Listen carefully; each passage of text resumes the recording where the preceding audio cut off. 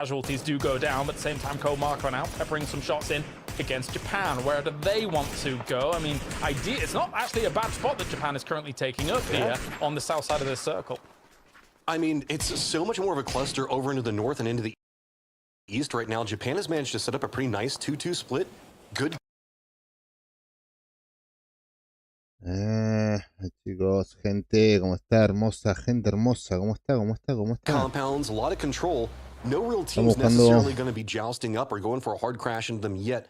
Maybe Norway, who's kind of playing along the peninsula just over into their east. Malaysia, though, they've got Great Britain on one side of them, going to be making it a lot harder for them to kind of deal with, or United Kingdom. It always drives me insane that they use Great Britain as their letters, but then they're technically United Kingdom. Why do you do this to us? Yeah, and the funny thing is that Great Britain is technically not the same as the United Kingdom. I know! That's why I keep correcting myself. But look, I escaped like 20 years ago almost, Vamos, gente, so it vamos, doesn't gente. matter to me. Es argentino, vamos. You can say whatever you like Vamos, to me, vamos primero, dale. Just can't say England. That's the one bad one. I know the rules. Yeah, well, considering that a few of them are from Wales, well, anyway, we'll talk about that later. It's another topic for another time. We've got plenty of these teams to be looking at now. All right, so Death Road's got a lot of attention over there with United Kingdom stacked over next to Malaysia. Of course, Ukraine's going to be a bit on the tail end of that.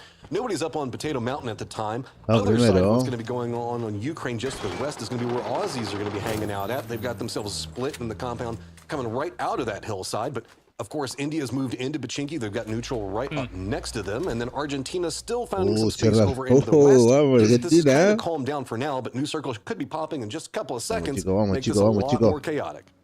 Yeah, to give people a glimpse into India as well, obviously you don't get too much word from them and how they've been playing things out. They've been playing the EMEA scrims, and even on compounds north of Pachinki, they've been challenging teams like Yoga Benita, who are extremely aggressive in those early skirmishes as well, and kind of going 50-50 blow for blow for them in the scrims too. So this isn't exactly the pushover India that we've seen in the past, but they have been very cautious about kind of their approach up against Argentina, and I can respect that. It's mature gameplay.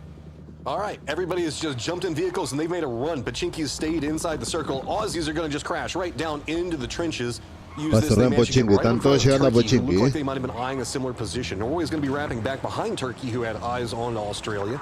Kazakhstan's going to be playing on the Pachinki hillside, kind of sharing it right now.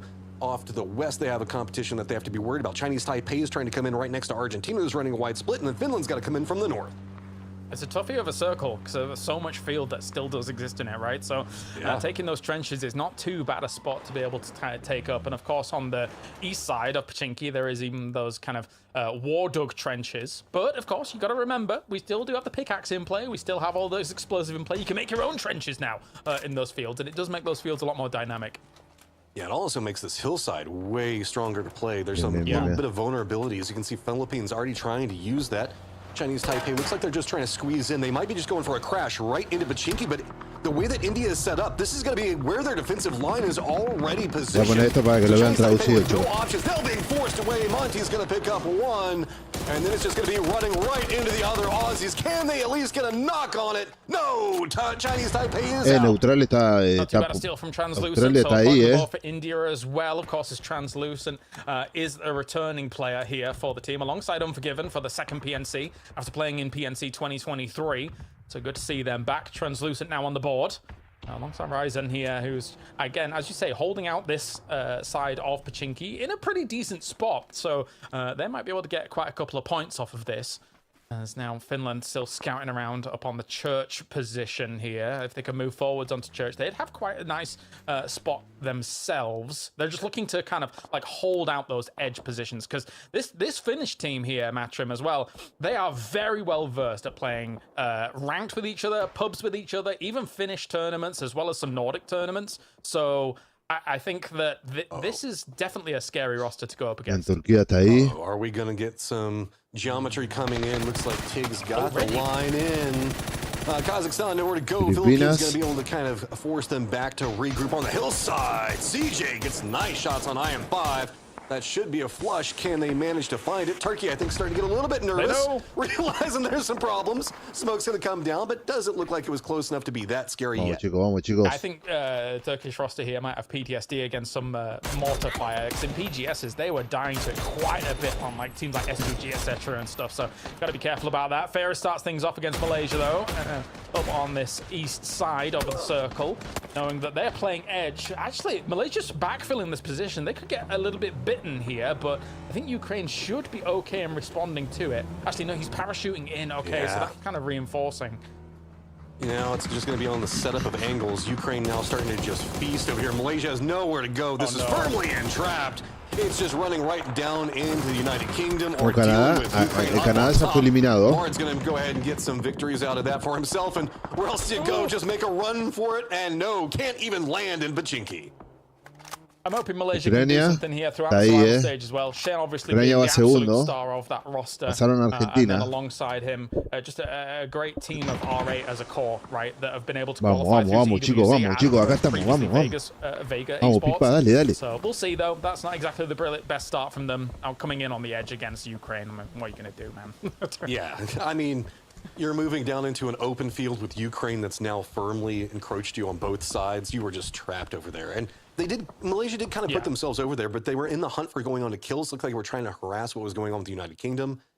There are still a couple moving factors that are going to be moving into this a bit more vulnerable. Most notably, it is going to be Norway having to deal with Japan pretty close, as well as the Philippines trying to sneak their way in, but they do have Pachinki Hillside to work with. Can we get a closer zoom in on Hakatori, please, there? That would be...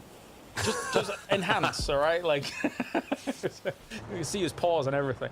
But no, it's a good start here from Ukraine. The thing is as well, though, for Ukraine, is that as much as it's a good start, it's a little bit difficult oftentimes to actually get off of this hillside if you want to go straight west. So that's why we're probably going to see them go for this wide ramp south to try and, well, take fights and then just find themselves a bit of a better entry point. The problem is that there is teams here. Norway's here trying to find themselves a bit of a better entry point. Yeah, but I think this is Ukraine's strategy. We'll just shoot and destroy everything. This has got such high firepower. They're like, just play edge. Wrap. Okay, we can't go west. We'll just try to kill anything. But it does look like United Kingdom has realized there's an opportunity. They are starting to maneuver over into point to see if maybe they can go after Ukraine. But Ukraine just takes down Norway so fast. Boostic ain't gonna miss those nades. Oh, what? Hakatori, hello? Okay, well, that was as quick as anything. A little bit disappointed. Wait, they're actually jumping on that Ukraine. That's a crazy maneuver, but it actually just might work out, knowing that they're very separated. At the same time, Philippines here going up against Japan, knowing that all of these teams on the south side have to make a big move, and Japan is getting destroyed. Yeah, Japan wanted to get away from Ukraine real bad, and that just put them into another problem. Crossfire down in the low section of a valley. Philippines does have one of their players go down, should be resible. It's just a matter of how much do Ukraine want to continue running. The circle pulls over into the field. That is going to be problematic for Pachinki. Yes, it is. Ukraine's not stopping either. They get more knocks on the boys as they're trying to find themselves a position. If I'm Ukraine at this point, I want to clear out the south side, but at the same time, eyeing up the position of Great Britain to try and wrestle that away and use that as a linchpin for maybe a win here for Ukraine to start off this survival stage would be huge. At the same time, Matrim, the teams in Pachinki might have a bit of a hard time about transitioning between some of these buildings. I suppose Denmark's probably quite happy on the south tip of Pachinki, though.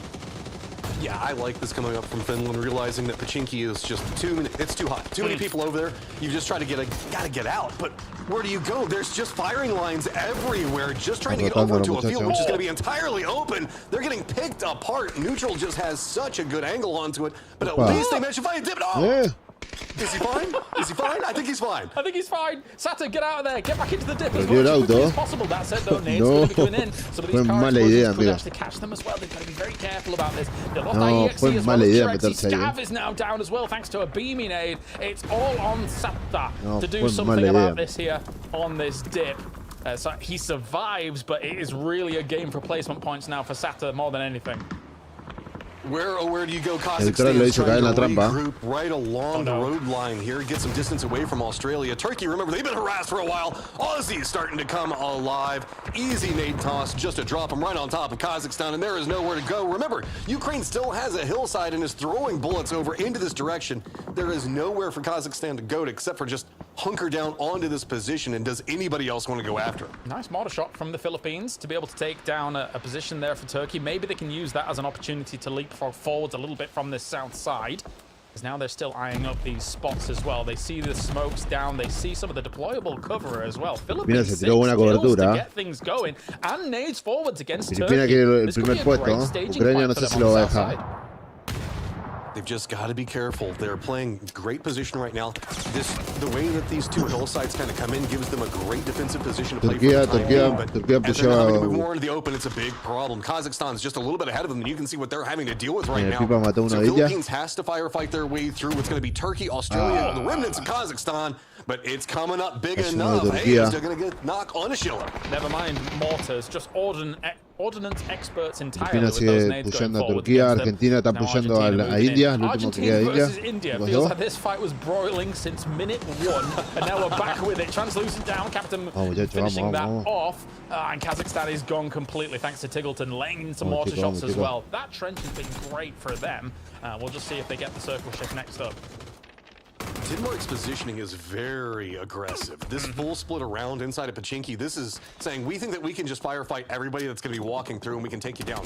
Neutral is trying to move over into the east, make it a bit more complicated. But Denmark's mostly focused on what's going on with this Argentina-India still situation. Argentina contra India. Good old Unforgiven still staying alive. Argentina primero, right 96%. into a kill box of multiple teams.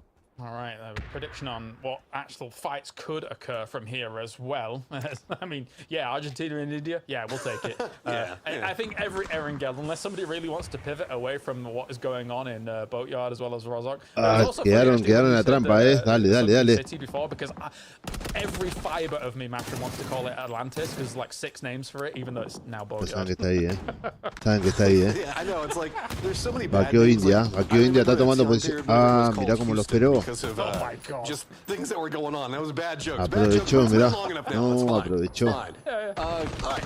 Denmark time to come alive as poor old Unforgiven is just trying to fight for his life over here. Can Denmark use the opportunity that he has provided to jump onto Argentina? El capitán, Argentina se puso tercero. Vamos. Le quedan 2 jugadores a Argentina. Nade goes forwards from T-Bone of all people against Fairist. So not too bad a start here to Vamos, revivan al tercero. Vamos, chicos. From being more aggressive on here, but I don't think it's going to work. I think that they are going to continue on this line of thinking completely. Otro más Argentina. Takes down Captain. They've been keeping a strong eye on this fight, as you mentioned before. To being able to shut this down and then take a fight afterwards, wherever they may need to go, is much smarter than anything else. You've got to shut down those teams backfilling you.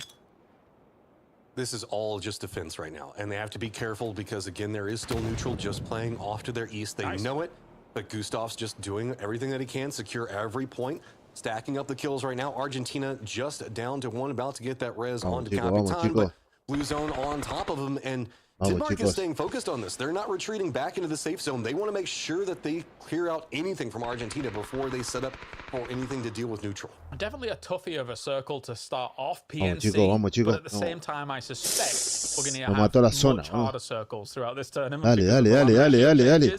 Everyone kind of, sometimes expects fields endings and things like that, but we are definitely going towards those fields, and eventually a team like Denmark, unless they get crazy hard shifts, will have to move into those fields. So at this point, get as many kills as you can on this defensive setup, and then from there, see what happens. No surprise, DraftKings probably just going to surrender it over to the blue zone. Argentina le apretó la zona. Set up more in their defense for Neutral. Neutral has managed to get very close to the safe zone, but they are going to be walking into a couple of areas where they could have some cover. Looks like Denmark's already the circle still has Great Britain over into the east with Ukraine just to the south of them. Turkey's still got a player up right in the middle of it all, and there goes Argentina as he actually doesn't surrender it over the blue zone. Denmark thanks him for it. Yeah, into the placement points to get things rolling now. So it will start stacking up. And that circle, oh my. Okay, so anybody on the west side, good luck to you. Now, the crazy thing, I think, for Australia is that as much as they've survived long into this game, getting your cars out of there without being shot and then making a transition will be very difficult for them of all teams on that west side. This is all going to come down to timing because Denmark's kind of keeping an eye on what's going on with Australia. They know that they've got neutral back behind them. Neutral has to deal with Denmark in the closer range threat. Philippines is going to be on the other side of Australia, so it's a little bit of a game of chicken right now about who's going to go first and how the timings of this is all going to play out. Technically, the longer that neutral survives opens up more of an opportunity for a firefight between Australia as well as the Philippines to break out, but no big commitment happening just quite yet, as it is pretty much two contained arenas where these different squads are kind of fighting it out. Neutral trying their best to slow down Denmark. Shots come in though from Michael from the distance, so that will dissuade Argentina quedó tercero. Hasta ahora va tercero Argentina. Vamos a ver si puedes obtener los puntos. Yo creo que no, pero bueno. Some of those could have easily been headshots. As a Molotov will go through from Mixon, but doesn't quite connect. So Aduzi will live to fight another day. Now Australia está quinto. Australia has moved out of that trench line, tried to Ucrania create primero. as well to move into, so they've got a little bit of cover against the Philippines, but a P90 in hand. There's just nowhere for the Philippines to go either. Denmark is using this opportunity to position to catch whoever moves out of this next. Aussies are trying to use the high ground, but it is all going to be about the firepower that the Philippines can manage to pump out. Good shots going to come out from Gustav to get the knock on to Monty, and Australia's crossfire problems are going to continue.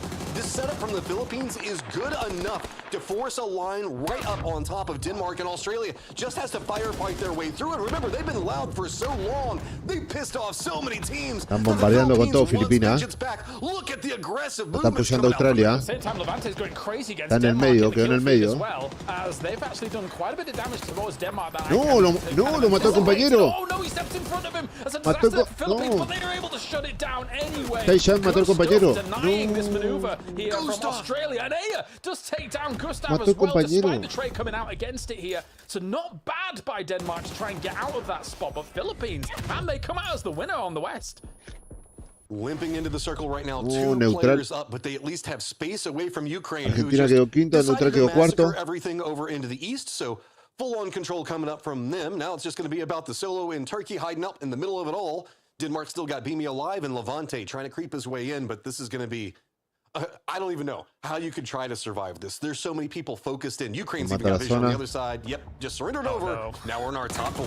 Yeah, as much as technically there are two members of Ukraine outside this circle, the fact that Ukraine is starting off this strong, it's almost like the harbinger of doom. Oh, but Bimi, good shutdown here from the Philippines. 11 kills go the way of Denmark so far. Despite getting out of Pachinki, it was going to be difficult. They've done well for it.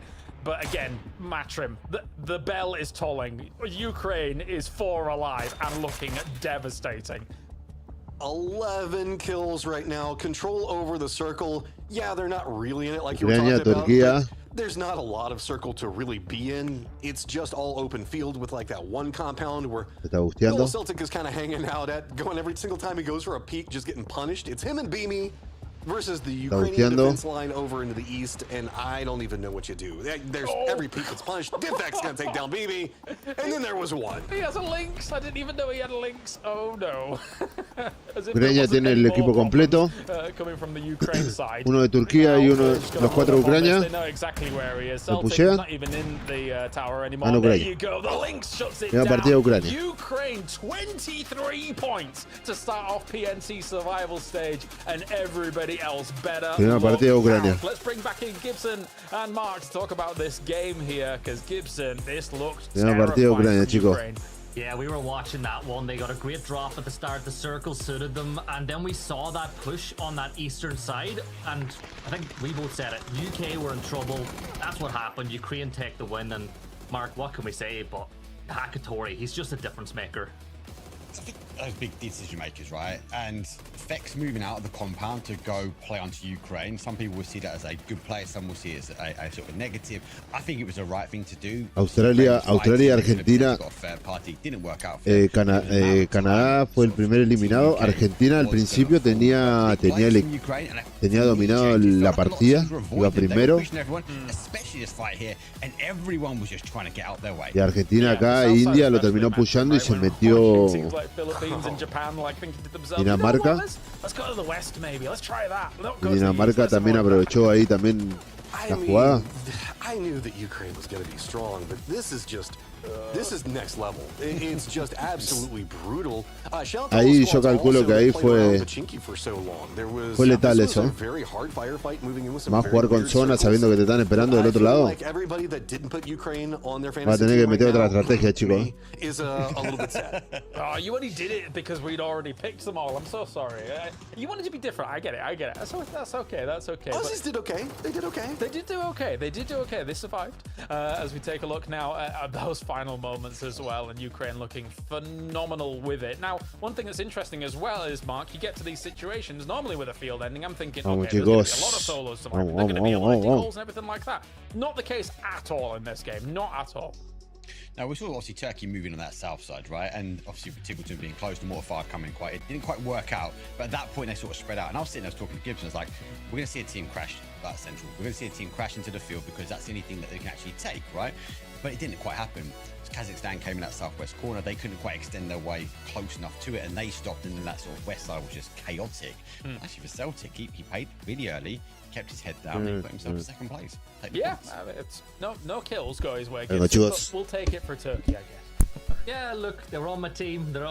They got a couple of points on the board for that second place, and what can you do, right? You send Celtic into the tower, and his job is to hold that and try and get as many placement points as he can. The rest of the team got obliterated a little further south. So, hey, at the end of the day, in 10 maps, if you can just manage to eke out placement points, you never know. They could find themselves in that top 8.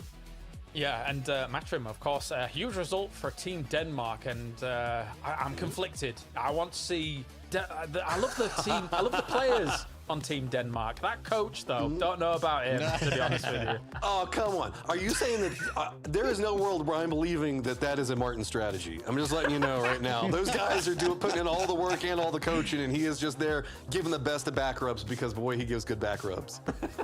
Yes, I guess so. I guess you're right. And at the same time, massaging the lobby into submission is, of course, Ukraine, as Diffx takes 5 alongside the 3-3 and 2 here from the rest of the lads. So if there was any concern, I guess there's no concern whatsoever. But man of the match, stolen away by Beamy, Mark. Swaying, mate. He's looking into my soul right now. But no, we saw some early kills from him, and you guys made the call during the cast. It was definitely a kill feed read. You saw them chase down, obviously, from Team Canada. And they're in the right positions. They're holding teams out. They moved into the town, and obviously they were looking to try and get the kills. It was actually Beamy that made the play closest to that west side field. So even just, I know he's a big killer, but looking at the kind of little bits that he plays out, he understands that they want to be the last team there. And the first team obviously has to work from that position is going to be key, because they had to take on the Philippines, they had to take on Team Australia that were looking to try and come out the trenches. Yeah, I think for someone like Beamy, of course, as we take a look at the points coming in, it's 23 points for Ukraine, 16 going for him. Martin has just messaged me saying Beamy is just him. Okay, all right, thanks, Martin. Back to your coaching. Get away from me. But Gibson, I think that, you know, when you look at someone like Beamy, right, of course, with the pedigree that he's got now on Virtus Pro, just a deadly, deadly player that is looking to become basically world champion, never mind PNC champion. Yeah, it just shows what he can do when he's not sitting in the blue netting, right? Beamy's insane. And honestly, I think that there was more points in that game for them had it not been for the third party from Team UK, right? That third party right at the end when they were fighting against neutral, it caused them so many problems. But look, for Team Denmark, it's a really good start. You know what? If they keep that up, do you see maybe Martin subbing himself in for that last map to give himself some love? 100%. Oh, God, no. Yeah, no, get Martin in there. I'm sure he will be the perfect bait, actually, to lure teams into a false sense of security. Don't do it, lads. Well, this is true. A lot of players might want to kill him just because. So, I mean, if you just send him off on the side and let him do whatever, that'll set him up. That is true, because every time I see pros streaming and they see, like, Martin in their games, they're like, get Martin, kill! It's Martin, knock him, knock him! I've seen it so many times on streams, it's crazy. But anyway, let's talk about actual serious things, as we got Team Australia, who Mark actually sent it to what could have been quite a strong spot if the circle comes their way. It's just difficult once you get those E-shifts, and how are you trying to get out of that trench over across the road as well? Yeah, they were relying on that west shift, right? And it was good play for them, early play. They held off, especially the second crash that came in, the mortar fire. And again, it was that kind of dart out from that west. So unlucky when it came down to the zone, but really good to see Team Australia, which, you know, they've got fans out there which will be cheering them on, actually putting them in position to win. So chaotic team can cause chaos actually from that west region. It just didn't go their way. And Gibson, faith in Argentina? I mean, they really wanted to hunt down India there. Yeah, it's what I was told. A few people from different teams said watch for Argentina dropping on India, looking for the 3 points. And I'm going to give a credit to India. They took them on a wild goose hunt, right? They couldn't get anywhere near them. I think in the end it was Canada that they ended up getting points off on that rotate. But I feel like for Argentina, yes, it's nice to try go for 4 points, but you talked about it on the cast. If you spend far too long hunting down those 4 kills, especially now with the fact that the zones have changed in the timings, it can really put you at a disadvantage getting later into the game. Yeah, especially a toughie considering that Pachinki's in, fields are in. Okay, if you're late, oftentimes there is an onus matchroom on saying, okay, well, let's just crash into Pachinki, see what works there. Obviously, Finland didn't do that. They went around it as well. But for Argentina, they were keen to go for it, and eventually you get caught by what was the Denmark hold. Yeah, and whenever we look at Argentina, this is a squad that has a lot of expectations to qualify. They think that they should easily be in the top 8 moving into this. No surprise on that one. I do like the fact that Argentina is coming in aggressive, though. They're coming in with game plans, strategies. They're wanting to try to, like, starting to assert a lot of authority into the game very early. Sure, that does mean that they're bullying a couple of squads that are trying to find footing, but that's what you got to do. If this is all about competition at the end of the day, it's not about making friends, and they're coming out with specific goals, and they did end up pretty decent on points at the end of the game. Yeah, I think if you look at the current makeup of this PNC, if Brazil is in top 8, right, Argentina has a very similar pedigree, Gibson. They're going to be able to potentially challenge those kinds of positions, because you think about that region as a whole, they play with each other a lot, and they're mixed up in all those teams as well. So I think Argentina's got some good chances.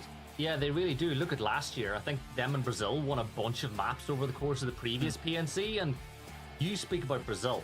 That rivalry between those 2 countries as well, like, yes, they're both South American, but there is a rivalry. Like, if Argentina see Brazil take a knock and they're beside them, they're third party without a hesitation. And I think that can maybe hurt them a few times as well. You know, wanting to hurt your rivals so much can actually impact your own chances. But good start for Argentina, points on the board. Yeah, I mean, rivals, right? You've got teams like Neutral, who had a bit of a tougher time in this game, Mark. They kind of fell victim to the, okay, we're in Pachinki and now we have to try and skirt around the edges, which, to be fair, Levante actually did a pretty darn good job of putting in the boot against Denmark towards the end. But there's only so much you can do, I think, trying to make the transitions later on in that game. Well, it's one of those things, right? It's always well known that you only commit to a city if you know it's going to end there. I think Neutral didn't really have much options. They went there. Denmark already had the hold, but Levante, we know he's a powerhouse, right? He's always going to dig deep and actually get some points.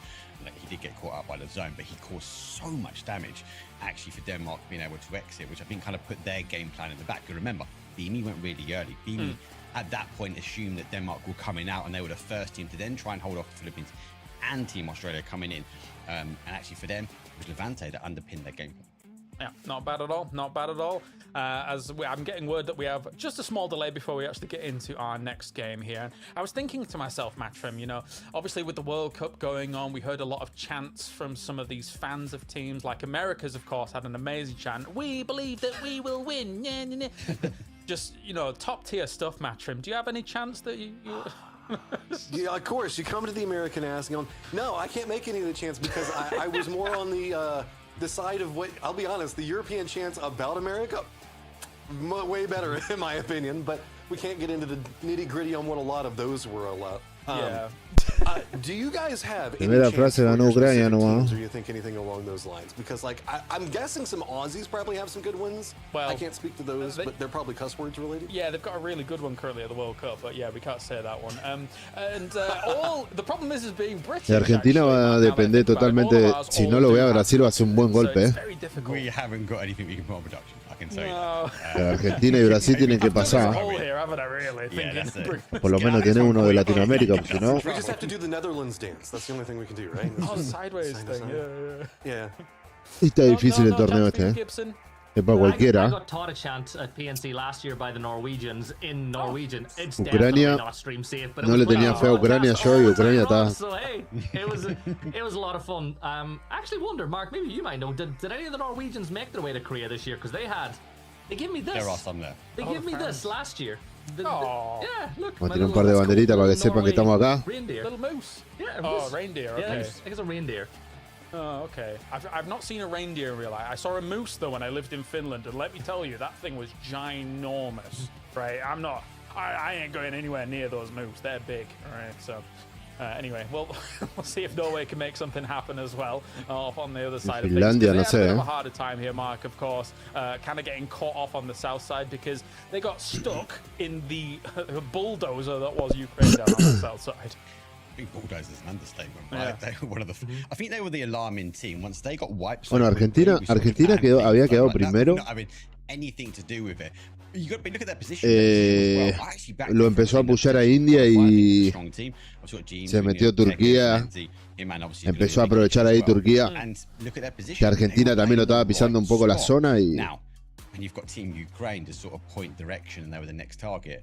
And bueno, the fact aguantó Argentina. A gun which I can't even Aguantó, pero door if I stand in quedó en front el quinto of it. puesto. The fact that he was getting knocked, he spins round and gets Fex, who's trying to get the third party on this, is insane. I think, though, that positioning from Ukraine is going to set the stance. People are going to avoid them, and the question is who's going to try and stand up and stop it, because if they take so many points away, when we look at that cutoff line, it's going to become pretty close. Yeah, it's a funny one having that M16 actually, because then the knock after you see, and he has a mini in hand, right? So I think that the Ukraine drop is an interesting one on Erangel, because I feel like they know, okay, yeah, we're very used to this drop, of course. We're going to go here. We're going to have whatever loot we can have. But with a circle like that, you're not moving far. So your loot is a little bit thin compared to, you know, what you would need, and you need those knocks to make it work. Yeah, I mean, just a good setup off the go. They're already getting you in position to kind of maneuver for it. But, I mean, it looks like we're ready to go to the next one. We are. All right, let's do it. Thank you very much for your patience, guys, as you've listened to the PNC podcast here from us. It's time to give Gibson and Mark the reins here as we get to game number 2. Llamar, segunda partida, vamos. We're going to Miramar for the second map of the day, where Ukraine will just look to increase that lead they got in game number 1 straight off the bat. But the flight path, Mark, really player friendly, going from that northeast down to the southwest, just slightly north of Picado. Vanilla San Martín, seguro. Tease us through that kind of death valleys in the southwest. At El Pozo, we get lots of zones. Vamos a estar los muchachos. Look at the hot drop map. I think we get too many clashes, apart from obviously the one which we've indicated earlier, Argentina potentially going after Team India. This time they've not hot dropped them here, Gibson, but they're in a position that actually they could get looted and apply pressure, or hold them out if the zone goes down towards that southwest side. Yeah, 100%. They're on the ground early too, which with I think in the new way that the PUBG's played with the zones, those early flight drops are going to be a massive boost as well, because you can get all your loot, you can get on the move by the time that phase 1 circle starts closing in. But when you look at the map, Mark, it's Canada have dropped all the way down on the very southern side of the map by Valle del Mar, and there is nobody anywhere Japón ya se está haciendo sentir. Ya le disparó a Filipinas. Turkey. So again, a couple of teams going late here, which is not expected, especially when we look at obviously when the teams sometimes plan to go, but Flight Plan obviously has a option for that. Zone does shift. It is pretty much in the middle. We do push towards that El Pozo. A little bit of unplayable on that west, but for our neutral, they're sitting in the middle. They are taking the lead from Battalions. Bueno, Argentina está ahí nomás de la zona. Yeah, but look at the drop they have. Like, they're in a great spot Japón cerca, ojo. And then keep an eye for them to maybe catch Australia as they rotate in, but you'd expect with Tiggleton on the team that moving from Hay uno de Filipinas solo. ¿Estás jugando uno de Filipinas solo? But I'm looking towards the edge, right?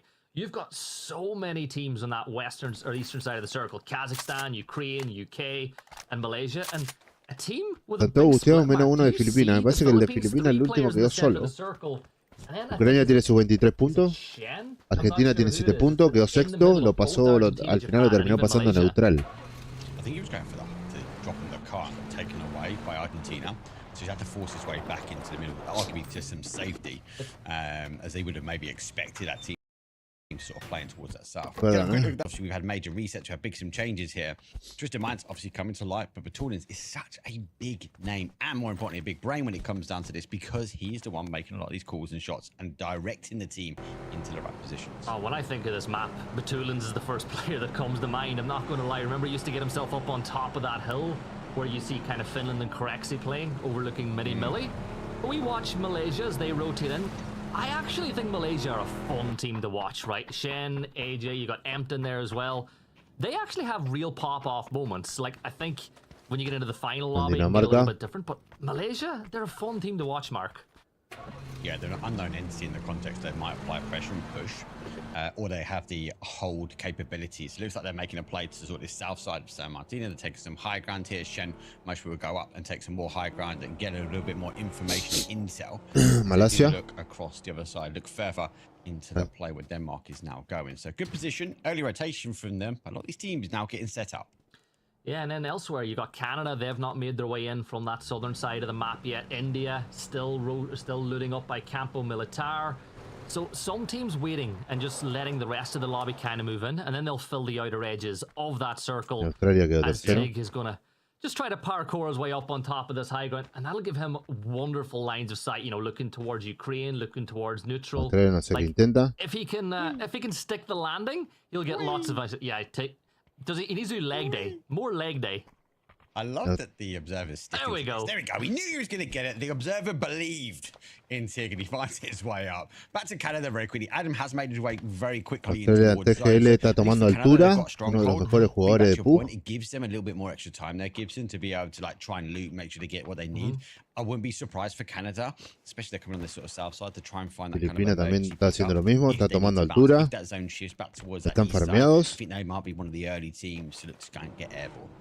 I'm enjoying watching this new PUBG platformer game we're getting to watch, seeing all the climbing and the jumping by these players as they try to get themselves up on the high ground. You've got Malaysia. Pusheando a Malasia, Filipina está pusheando a Malasia. Plant here is, I think Aduzi's already gone past, but Tulins is making his way around that now, just feeding the information about the fact that Malaysia are in place. But it's starting to get very hot. Japón está pusheando uno de India, no lo vio. Philippines, neutral, Finland, Argentina, Denmark, all within kind of touching distance of each other already. I'm so intrigued as to why Argentina, because Spokesman as well, like they were looking to go aggressive against Team India. They've done it on game number 1. Why are they not doing it here? We'll talk about the level of aggression. Has the Panzer, here's the cards. If you need a win, you need to get a Claro, Argentina tenía el primer puesto. says motto to the Finns. Se lo arrebató Dinamarca. But he's going to get taken down by Sata. He'll get one on the board, and that is an easy pickup for them. Cuando puso India. Thought about coming in, but having seen his teammate deleted so quickly, he's just going to fall back to the rest of the team. But you know what? For the Philippines, it's a point on the board. It's translucent. Bien, India puso a Japón. He was ready to take the fight, but Team Japan sent it straight away through Oasis. The game plan didn't meet up, and for Team India, they get another point on the board. Hey, you know what? They're 9th in the leaderboard after a few minutes in the second map. It's not going too badly for them at all, but Translucent, he'll say thank you very much for that one. Go pick up some loot, and now India lo está sacando corriendo a Japón. Really looking to get some points on the board, and Feven will just move. Está diciendo que el territorio de él. This is a level of aggression that we didn't see, Mark, from last year's India roster. No, but remember, it's a slight different change. Territorio es mío, decirle. Pre-show, we have seen him a lot in the EMEA scrims, and they've been doing okay. So I've been trying to figure out kind of that pacing, because I feel like the year before it was about the pacing. It didn't get en Ucrania se cruzó con Australia. Down, Diffix though goes up, and it's Team Australia. Drift. Will fall. Oh, he gets shot in the back. Luke 12 sticks. Luke lo mató. Yeah, good news for the rest of the lobby is Ukraine will lose one. Diffix is going to fall, and Luke will confirm that one out. Bustic with the nade in the hands, going to try toss it through that letterbox window, looking to catch another one, but Bustic all by himself. All he's got to do, Mark, is stay alive until the rest of Navi can get here. Ando contra dos. 3 contra 2. Yeah, but everybody's going to get me. No lo revivieron. It's the cutter as well. Luke 12, he uses the smoke. That's going to be a bit of distraction as he doesn't move his way forward. Looks to find himself in a position to try and take the fight. Está defendiendo su posición. He's on the high ground. Can Hakatori find safety? Does find safety behind the car. Yeah, Tig's got to be quick though, because he's got to help his teammate before he can fall. But Ferris will confirm out flood now. Luke 12 getting in the fight, and Hakatori is in that fight. Luke 12 takes it 20 distance. Ferris gets up. Cayó Luke.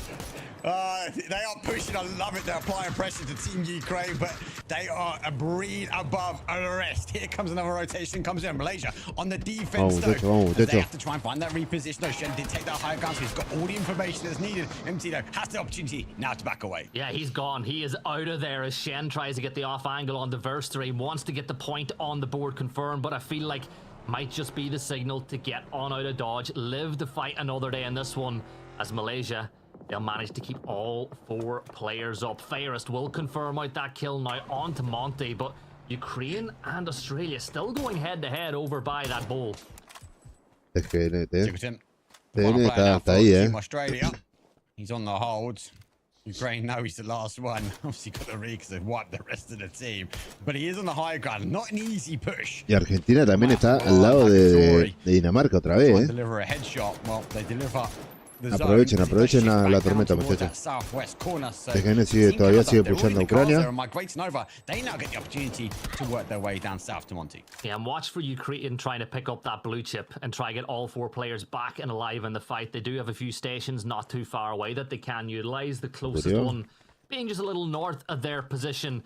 As we have a look at the next engagement that is likely to happen. Sí, Filipinas está con... Says Malaysia and Neutral. Está peleando con Argentina. Probably going to be the next team to Argentina se pone atrás de Filipinas. Looking at the map, I think that Neutral are just going to keep on rotating in at de this Finlandia, point. se pone atrás de Finlandia, Argentina. Malaysia stops because Team Neutral's in front of him, and I see Denmark comes in behind him. Shendo exchanges great shot. Gustav, he's down to one more hit, but no, he finds safety in the dip. Still his mirror. Dinamarca zafó el tiroteo. Keep on going now. Is Gustav, of course, playing now in the North Americas region? Will try to get a first aid off as Keter will join him alongside Mixon as well. CJ sending some 7.62 rounds off in the distance just to keep them moving on their merry way. Remember, AF fell in that fight with Finland a little earlier on. Vamos, muchachos, que estamos acá, Canada, though, Mark, they've got themselves right inside Monte Nuevo now, and very close to the center of the circle.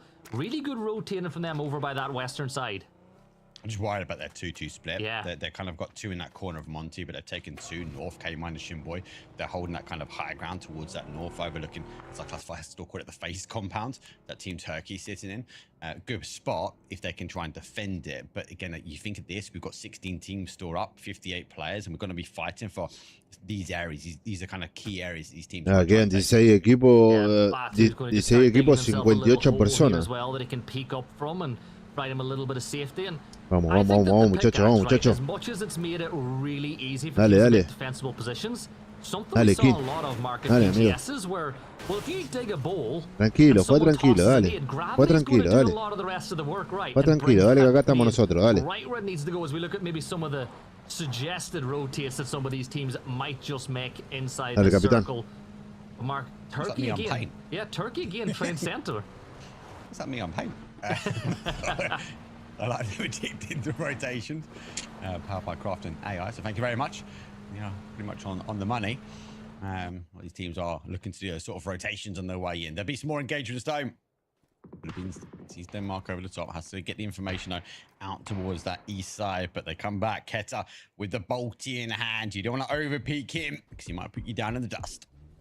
Yeah, you always talk about it. I think when we were away recently, you actually said to Keter you think he's one of the best bolty players in the world, if not the best. But Alec, he's got a bad idea. Keter's going to run over his teammate CJ. We'll find Mixon and the Philippines putting in the work on the Danes. Not so great for them right now, as Mixon will probably be the next one to fall. And, well, what do you do now if you're Denmark? Do you try to bring the fight to the 3 members of the Philippines, or with another player going down, do you just back off now and try to live to fight another day? Zone obviously pulls back their way. I've got to think, might be the best bolty, maybe not the best driver. Ya no tiene casco este, Catastrophic. Casi le parten el casco, un tiro más le parte el casco. Denmark, they have to now try and hold, but arguably they have to hold Philippines. Dinamarca está muy apretado. Filipinas lo tiene ahí, No lo deja pasar. Filipinas va a tener que buscar lo está rotando, pero se le viene. Se van a comenzar con Finlandia. Finlandia ya tomó posiciones. Que dónde quedaste en el medio. He was the only player that I saw signs for in the venue. Va a tener que hacer algo. Va a tener que hacer algo Filipinas porque si no queda fuera. An entourage of people that were chasing him down. The entourage at the moment seems to be Philippines, as they do see Finland as they take the compounds, and it does give the opportunity now for Denmark to move away, but neutral towards the defensive line, the dug trenches from Team Neutral. Yeah, but Neutral se está sabiendo que están entrando en territorio. Denmark have taken a beating already. Beamy and Keter, the last 2 players standing as they continue to lose. Dinamarca está haciendo positos. Here, and Batu will just use the bike to move silently a little bit deeper inside as they look to play the shanty town just on the edge of power grid. India, Mark, still all 4 players alive, but India está llegando a zona. Sabe que se encontró. Sabe que se encontró con Finlandia. Argentina lo está ahí también. Está ahí cerca de India.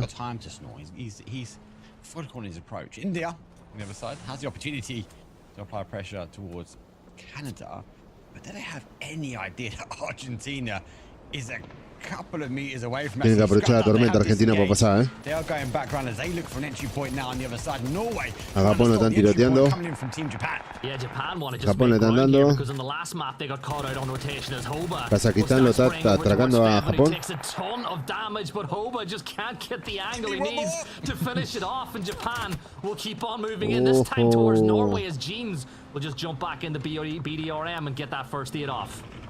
Japón va con un neumático pinchado. Lo salvó la tormenta de arena, amigo. Lo salva. Lo salva la tormenta de arena. A Japón lo acaba de salvar la tormenta de arena.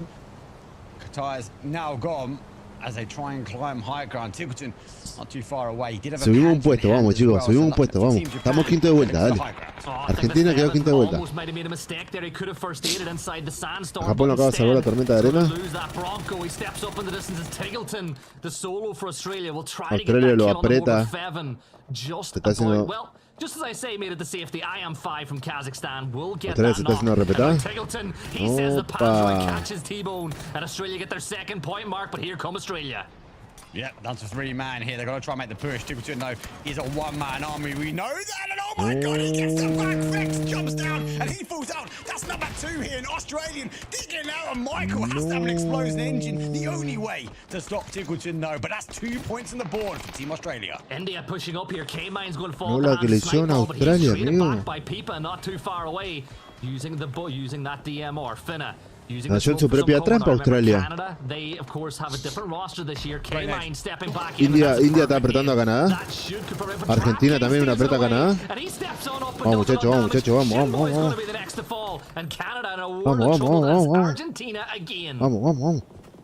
Oh, que te queda uno solo. I'm out. I'm digging down. I'm going to dig my fortification. He has to try and hold. Philippines will go for the top side. Battalions will fall down, though, as it is death from above. Levante doesn't know which way to look, but he's got a target inside. He drops his way down, does find the exchange, though, as another one will fall from the Philippines, though. And for TU Neutral, though, they're backed up into a corner. Yeah, Aya's going to go and get that res off in Levante with a need at the ready, but jumping on board with Ukraine now, pushing towards UK again. Ucrania tiene tanqueta. Ucrania está primero, ojo. He's got all the Ukrainians pushing aggressively towards him here, Mark. They're going to step on and Ukraine are going to wipe out Team UK for the second game in a row. Yeah, lo pusieron junto, Ukraine versus Team UK. That's nearly death for them. No, definitely it was Australia, which I suppose tiene 28 puntos, 5 kills. Philippines, though, they have been dispatched down to a single player here. Neutral only losing toolings now to try and make their way down, and it's going to come in from Lou a little bit further afield, catches that one out. So Philippines fall straight after in 14th place. What a job by Levante, though, just keeping himself alive in that fight, Mark. How many times did we see at the last PGS? Finlandia. If it wasn't for Levante, Vitality would have been in shambles, as India are going to get wiped out by Argentina. But Levante is a heck of a player. Correct.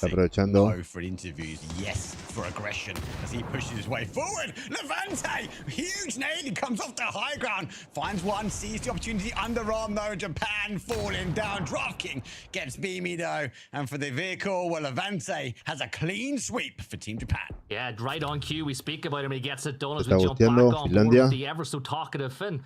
Está busteando, lo está apoyando Argentina, lo está apoyando Argentina. Uno de Finlandia lo está rotando para apoyando Argentina.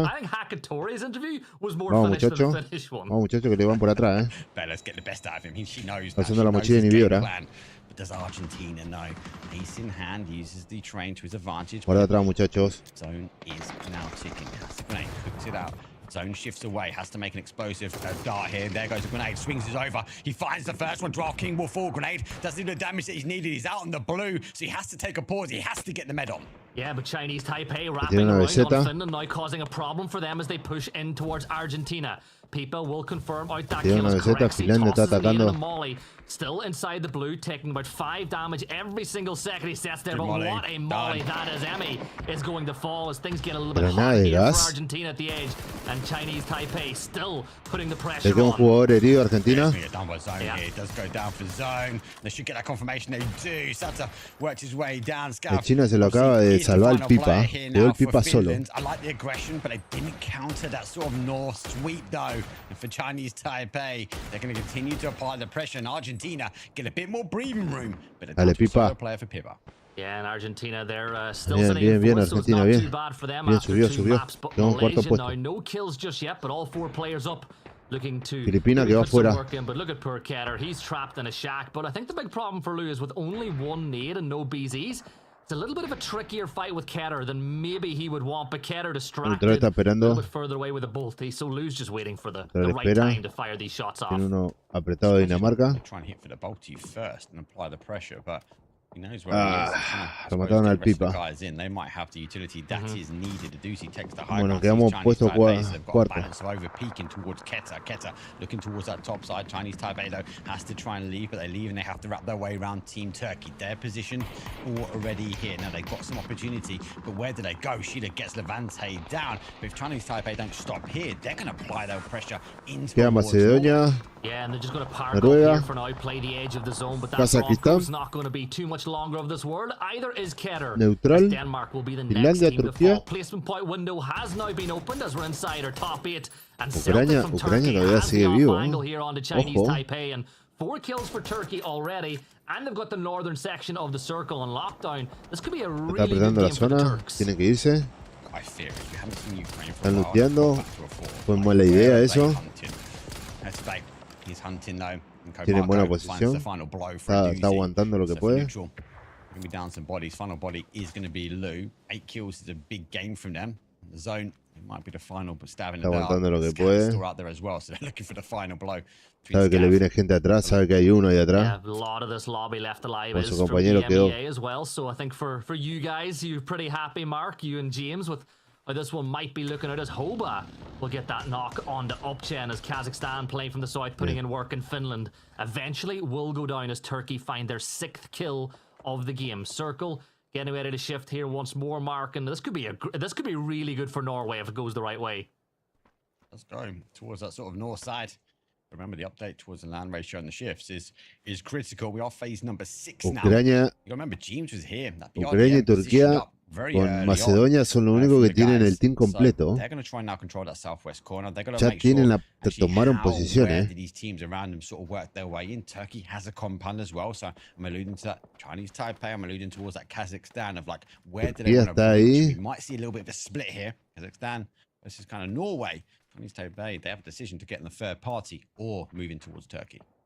Yeah, and Turkey, I think, with the warehouse they have, they're in a really good spot. But Chinese Taipei, Mark, that they don't have a vehicle. Like, I just don't see how they're going to make this one work. Particularly, I think the only good thing for them might be the fact Kazakhstan will probably be a little distracted as they try and make their own rotate in from the south. But as you can see, Turkey are looking to give them no quarter whatsoever. No. I can't see him getting out of here. They're going to need a massive smoke line wall here. Turkey don't need to move. They've got the high ground on them. If they played towards that south side, do we argue that sort of Norway will potentially come in with a good couple of shots? Forget that. Malaysia's got the high ground on them as well. Macedonia está sorprendiendo también, Ojo. Macedonia está aguantando. Now on 8 kills as they start to climb the leaderboard. They're now in 6th. Tiene un solo punto porque no mató a nadie. Porque Kazajistán tiene un solo punto que no mató a nadie. Listo. 2 puntos. Está avanzando la zona. Zona fase 6. Está apretando la zona.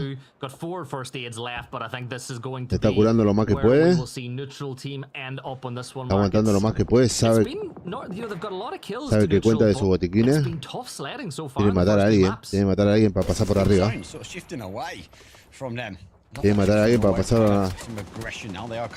Cayó en noruego. James finds Code Marco, so puts Turkey back in their box, forcing them back towards their compound, and Cax, Code Marco aren't his own. Quedamos tercero con el Pipa. Look at the trench line as they set up now the defensive against Kazakhstan. But Lou ends it is 6th place. Kazakhstan come through a survival game, but it's you'll take it. Yeah, and they just about sneak in on the southern side of the circle now, but Celtic's got a pass. Turquía quedó ahí apretado entre los dos. Got him lined up, and Malaysia will find another knock on to Turkey. Just 2 players left standing now for the Turks, and I think Shill is just keeping his back safe while he focuses towards James, who, by the way, Mark, still has that BRDM, so he's going to hop back inside in first aid. So really, it's just a case of take some damage, hop in, and that might just give Turkey the time they need to get the res off here on the Celtic. You got to remember as well, it's giving the information that BRDM is not too far away. That's why we're seeing the Panzers. Macedonia tiene la altura. Macedonia tiene la altura. The Nox, the distraction from Norway has potentially allowed. Ucrania sigue primero, Turquía con 18 puntos.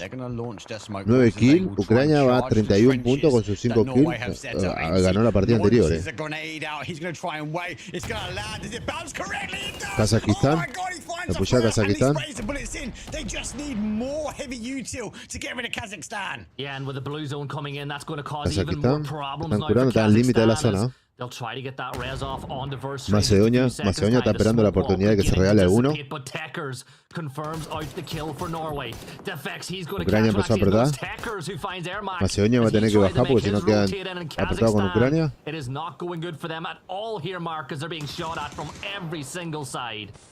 No, Malaysia, they're kind of zeroing in on this. They've tunnel vision. Kazajistán le quedan 2 jugadores. That's right next to him. Hoba, the sub in, the super sub. He launches a grenade out, but it's going to be a little bit too short. The only advantage they're going to get there is going to dig a trench pretty quick for them. Kazajistán se llevó el pico y empezó a hacer un pozo porque si no, estaba en el horno. From Team Norway. Yeah, and just keep an eye on that mini map in the bottom right corner. Malaysia getting so close to Ukraine now as well. Tekers. Vamos que quedamos sexto, una más.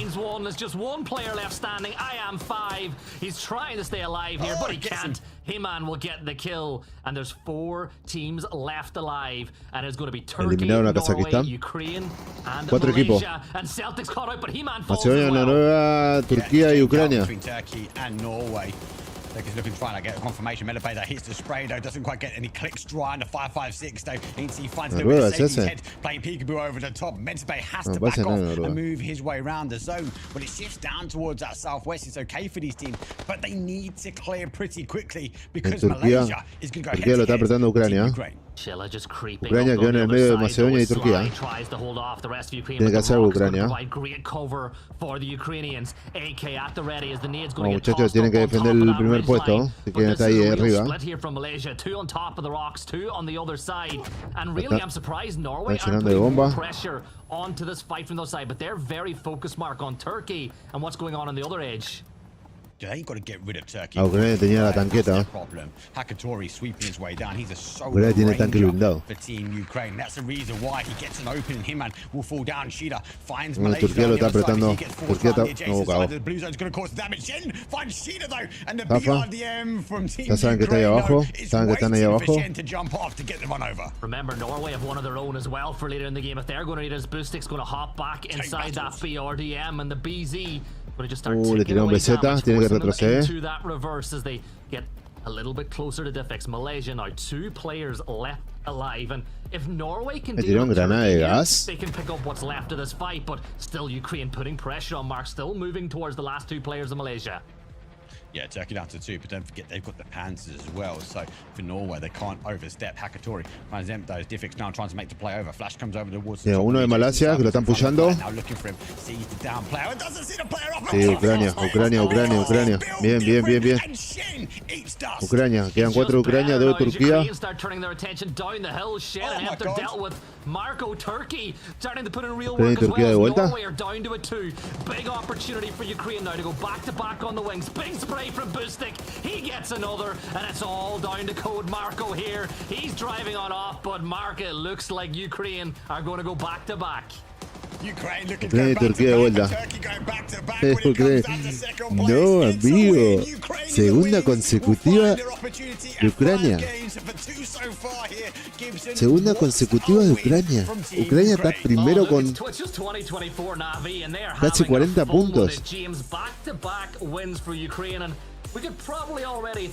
Vamos, Pipa, acá estamos, dale. Dale, Pipa. All I was thinking was, oh no, everybody else. Para el descanso. This is actually terrifying once again. And then we flicked them towards the end of their match, and I'm like, oh no, they have a BRDM as well. This is problematic. BRDM, high ground with this roster. Oh, this is going to be a problem. It might just end up being a whole world versus Ukraine if this continues contra Australia. Might be. I mean, as we take a look back at the highlights as well, Mark, there were moments where I thought, oh, okay, actually, yeah, Australia, they're bringing the fight against Ukraine, and then all of a sudden, oh, never mind. Yeah, I was for it. Aussie. And then they died. Japón también lo cagaron a un vaso. High ground, unfortunately for them. But I like it, and I think, as Matt, as you just said, like, The rest of the Neutral. lobby but needs to look at this. They're Lo going que to hizo. go, right, Ukraine's through. Let's just get out of their way because they're going to kill whoever's in front of them. Or will we see other teams like Team Australia actually try and take the fight? Because if you can get rid of esa la hago yo, nomás. La que salta y dispara. Get a victory and also secure your spot.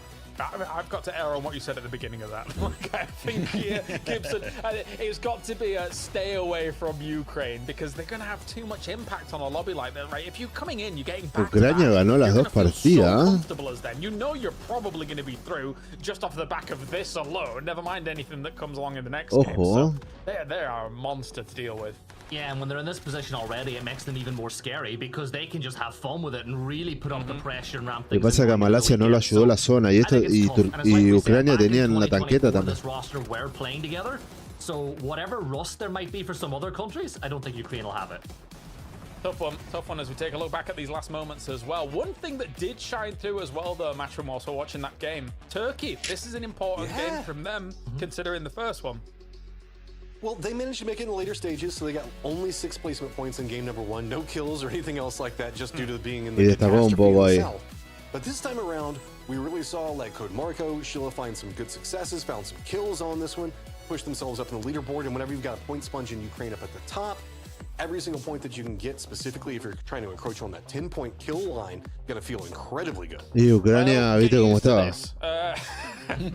Ucrania está apretando todos los equipos, que equipo que ve, equipo que lo aprieta. It's not going to be the last time as they're able to bag a ton of kills are Ukraine once again. I mean, the problem is, Mark, we saw as the rosters were being announced and we saw that there was a lift of a limitation on these teams being able to come from individual rosters and things like that. And we're like, okay, this is almost an unfair roster, but man of the match will be Schiller with 7 here, Mark. He played well. You remember he was by himself eventually at a point where he went and sort of pushed up the north side. And as Matt said, like they had to have a bit of a, I wouldn't say a salvation game because it was only 2 games in, but they only got those placement points game number 1. So this was a sort of an opportunity for us to show Turkey actually as they go to that. En Argentina que estamos quinto. Push their way in that northwest corner. Estamos quinto, venimos ahí. Venimos ahí. And again, they find themselves in second place. So Australia que le tenía fe. La verdad que as Ukraine does take 21 as well. And Gibson, just to kind of remark on Turkey again, because I think we're going to be talking about Ukraine a lot. Turkey for this one, 25 points go their way. Schiller for S2G in PEC and PGS was really the standout here, trying to drag the team. Nosotros venimos con 15 kills, tenemos 16 puntos. So hopefully we get to see even more of Schiller. Estamos ahí sexto. I think Drag is right. It's been tough sledding in those PGSs for them, but he has been the standout player. And look, it's a different roster than what Turkey had tenemos que apretar un poquito más, muchachos. They muchachos. weren't great, so I Tenemos que apretar un poquito think más. the 2 changes they've made, I think they are a lot stronger, and the teamwork does look a little better so far too. Vamos, chicos. Not bad at all. Not bad at all. Matchroom, anything else you were able to take away from this Miramar? Well, my big concern comes into this. We were talking about Ukraine and what they're doing and the amount of points that they're managing to generate. How much influence are they going to take on trying to maybe eliminate some of the other teams? We don't really talk about that enough whenever we look at PNC, but with this stage already, the amount of points that they've managed to accumulate, and it feels like no real teams are capable of running right up against them in a 4v4 firefight, do they start focusing on some teams that they may not want to have to compete against in these later stages? They can do that already, and that's terrifying. Yeah, isn't that ridiculous that we're thinking about that 2 games in out of the 10? But I mean, it's a reality. It is a reality. All right, we're going to a break here for PUBG Nations Cup. When we return, 3 more games here for day number 1 of the survival stage. We'll see you soon. They're never.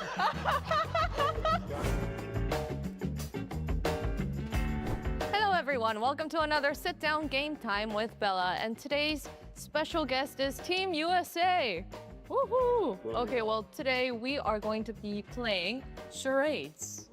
Ooh, yes, exactly the reaction I was expecting. La invitación de Estados We Unidos. would need to select the charader. That's Connor. I knew it. All right, but we have a time limit, 1 minute 30 seconds. So, oh my God, you gotta look at them. Connor, go back over here. 3, 2, 1, go. Well, perfume. Yes. Water, drink. Drunk, soju, alcohol. Dizzy. Beer. Wine? Wine. Mime. Drink. Alcohol. Beer. What? Cowboy. Cowboy. Serve. Serve. Confused. Go next. Lost. You don't know this? Monkey. They're never. Gunner. Sheriff. Coffee. Store. Coffee. Yeah. Time is up. Bien, chico. Okay, yeah, that was great. That was great. But you have to riddle me this. How do you not know what a kebab is? You don't know? Dude. No, it wasn't kebab. It was kebab. Good news is you now hold the record. Eight. The record? Yeah. Who was the second? Are we the first team? Yes. Yeah, I figured. Are you serious? Nisha's. Thank you for joining me. Next team is Team Canada. They stink. Yeah, Okay, how many do you think they're gonna get? 5. Yeah. 5? All right, I'll see you guys at the next one. All right, Go Team USA. Bye. Bye. Is here for PC and console. It's got real-time audio control to do crazy things. Okay. Okay. So use it and abuse it, you crazy person. It's the new gold standard.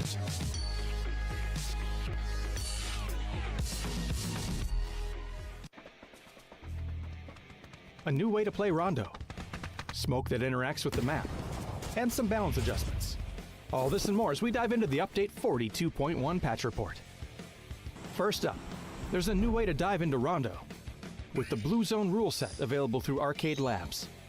The action starts immediately, with the first zone shown on the map right at drop for all 64 players to fight over. There's also an increased loot and vehicle spawn rate to help you gear up faster. But be careful, there's no wait time for blue zones, and blue zone damage is increased. You won't have any special zones to worry about, but you'll still have to fight for every inch in this fast-paced take on the map. Can you beat out the other challengers to secure that chicken dinner? Next up, we've made some changes to make smoke more realistic. As we mentioned in the 2026 roadmap, smoke is now interactive and can be displaced by explosions and other physical collisions, such as vehicles, care package landings, and more. No longer will smoke be the ultimate cover. You'll have to utilize strategy to make the most of it or fight against it. We've made a few balance changes this patch as well. The SLR has gotten some improvements. We've rebalanced the blue zone a bit, and healing items have seen some adjustments to weight and cast time. You can find out more about these changes in the patch notes. There's also a new rank season. Racing mode added to UGC mode. Intense Battle Royale can now take place on Haven, and more. So be sure to check out the patch notes for full details. Update 42.1 is here. So grab up some rebalanced gear. Drop into a faster notas del parche de actualización para tener todos los detalles de la actualización 42.1 ya disponible, así que vayan a la página oficial de PUBG. Ahí tienen todo. Seguimos con el torneo, chicos.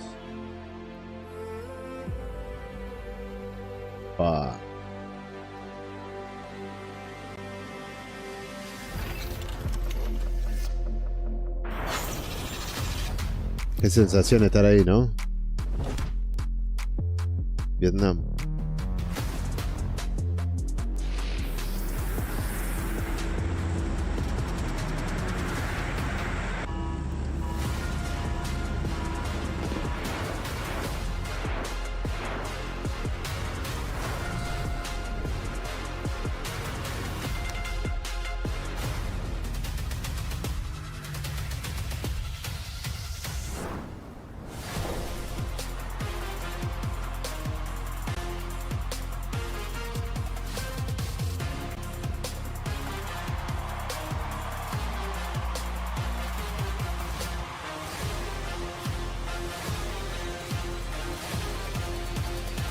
El trofeo de la PUBG National Cup 2026.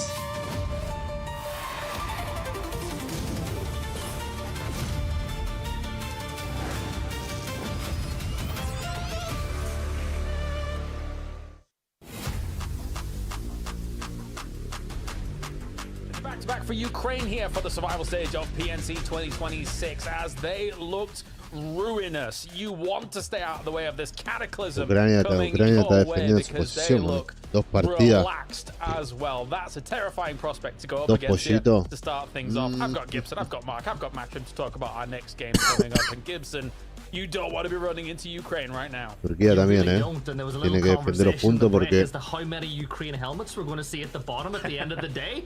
And you know, we had one, we had two. At this moment in time, I don't see anybody stopping them. Like, they have been nuts. So I guess what do? Avoid them. If you know they're on the east, go west. Scary team, scary roster, Mark. I'm in agreement, but there are some up-and-comers here. Of course, Neutral had a bit of a decent high ground. They were able to hold off some parachutes. You got Turkey holding down the warehouse for quite a while in that game as well. So, as I said at the beginning, I think very EMEA coded this lobby, and so far we're seeing that come through. Esas copias son la de la partida anterior, en donde cayeron las posiciones, todo eso. Como para tener una referencia donde se tira cada equipo.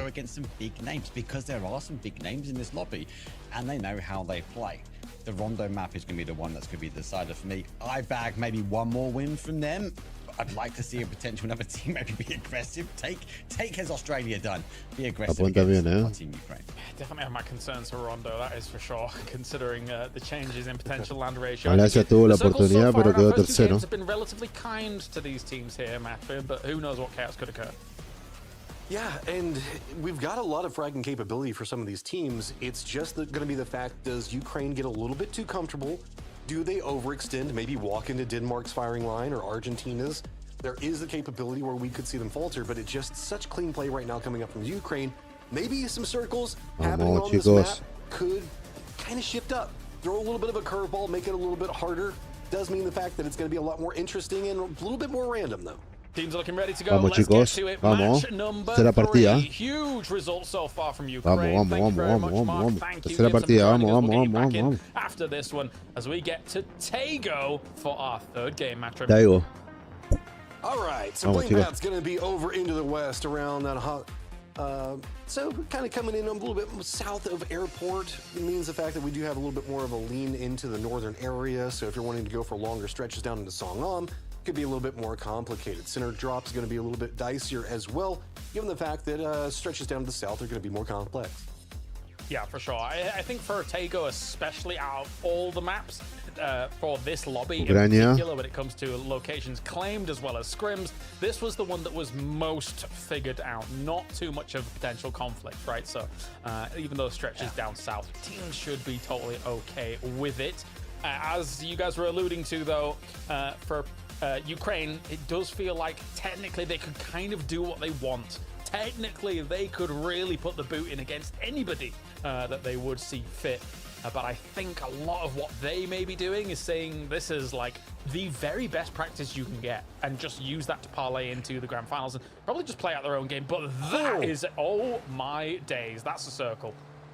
Well, very heavy western lean. Norway going to be okay off the start.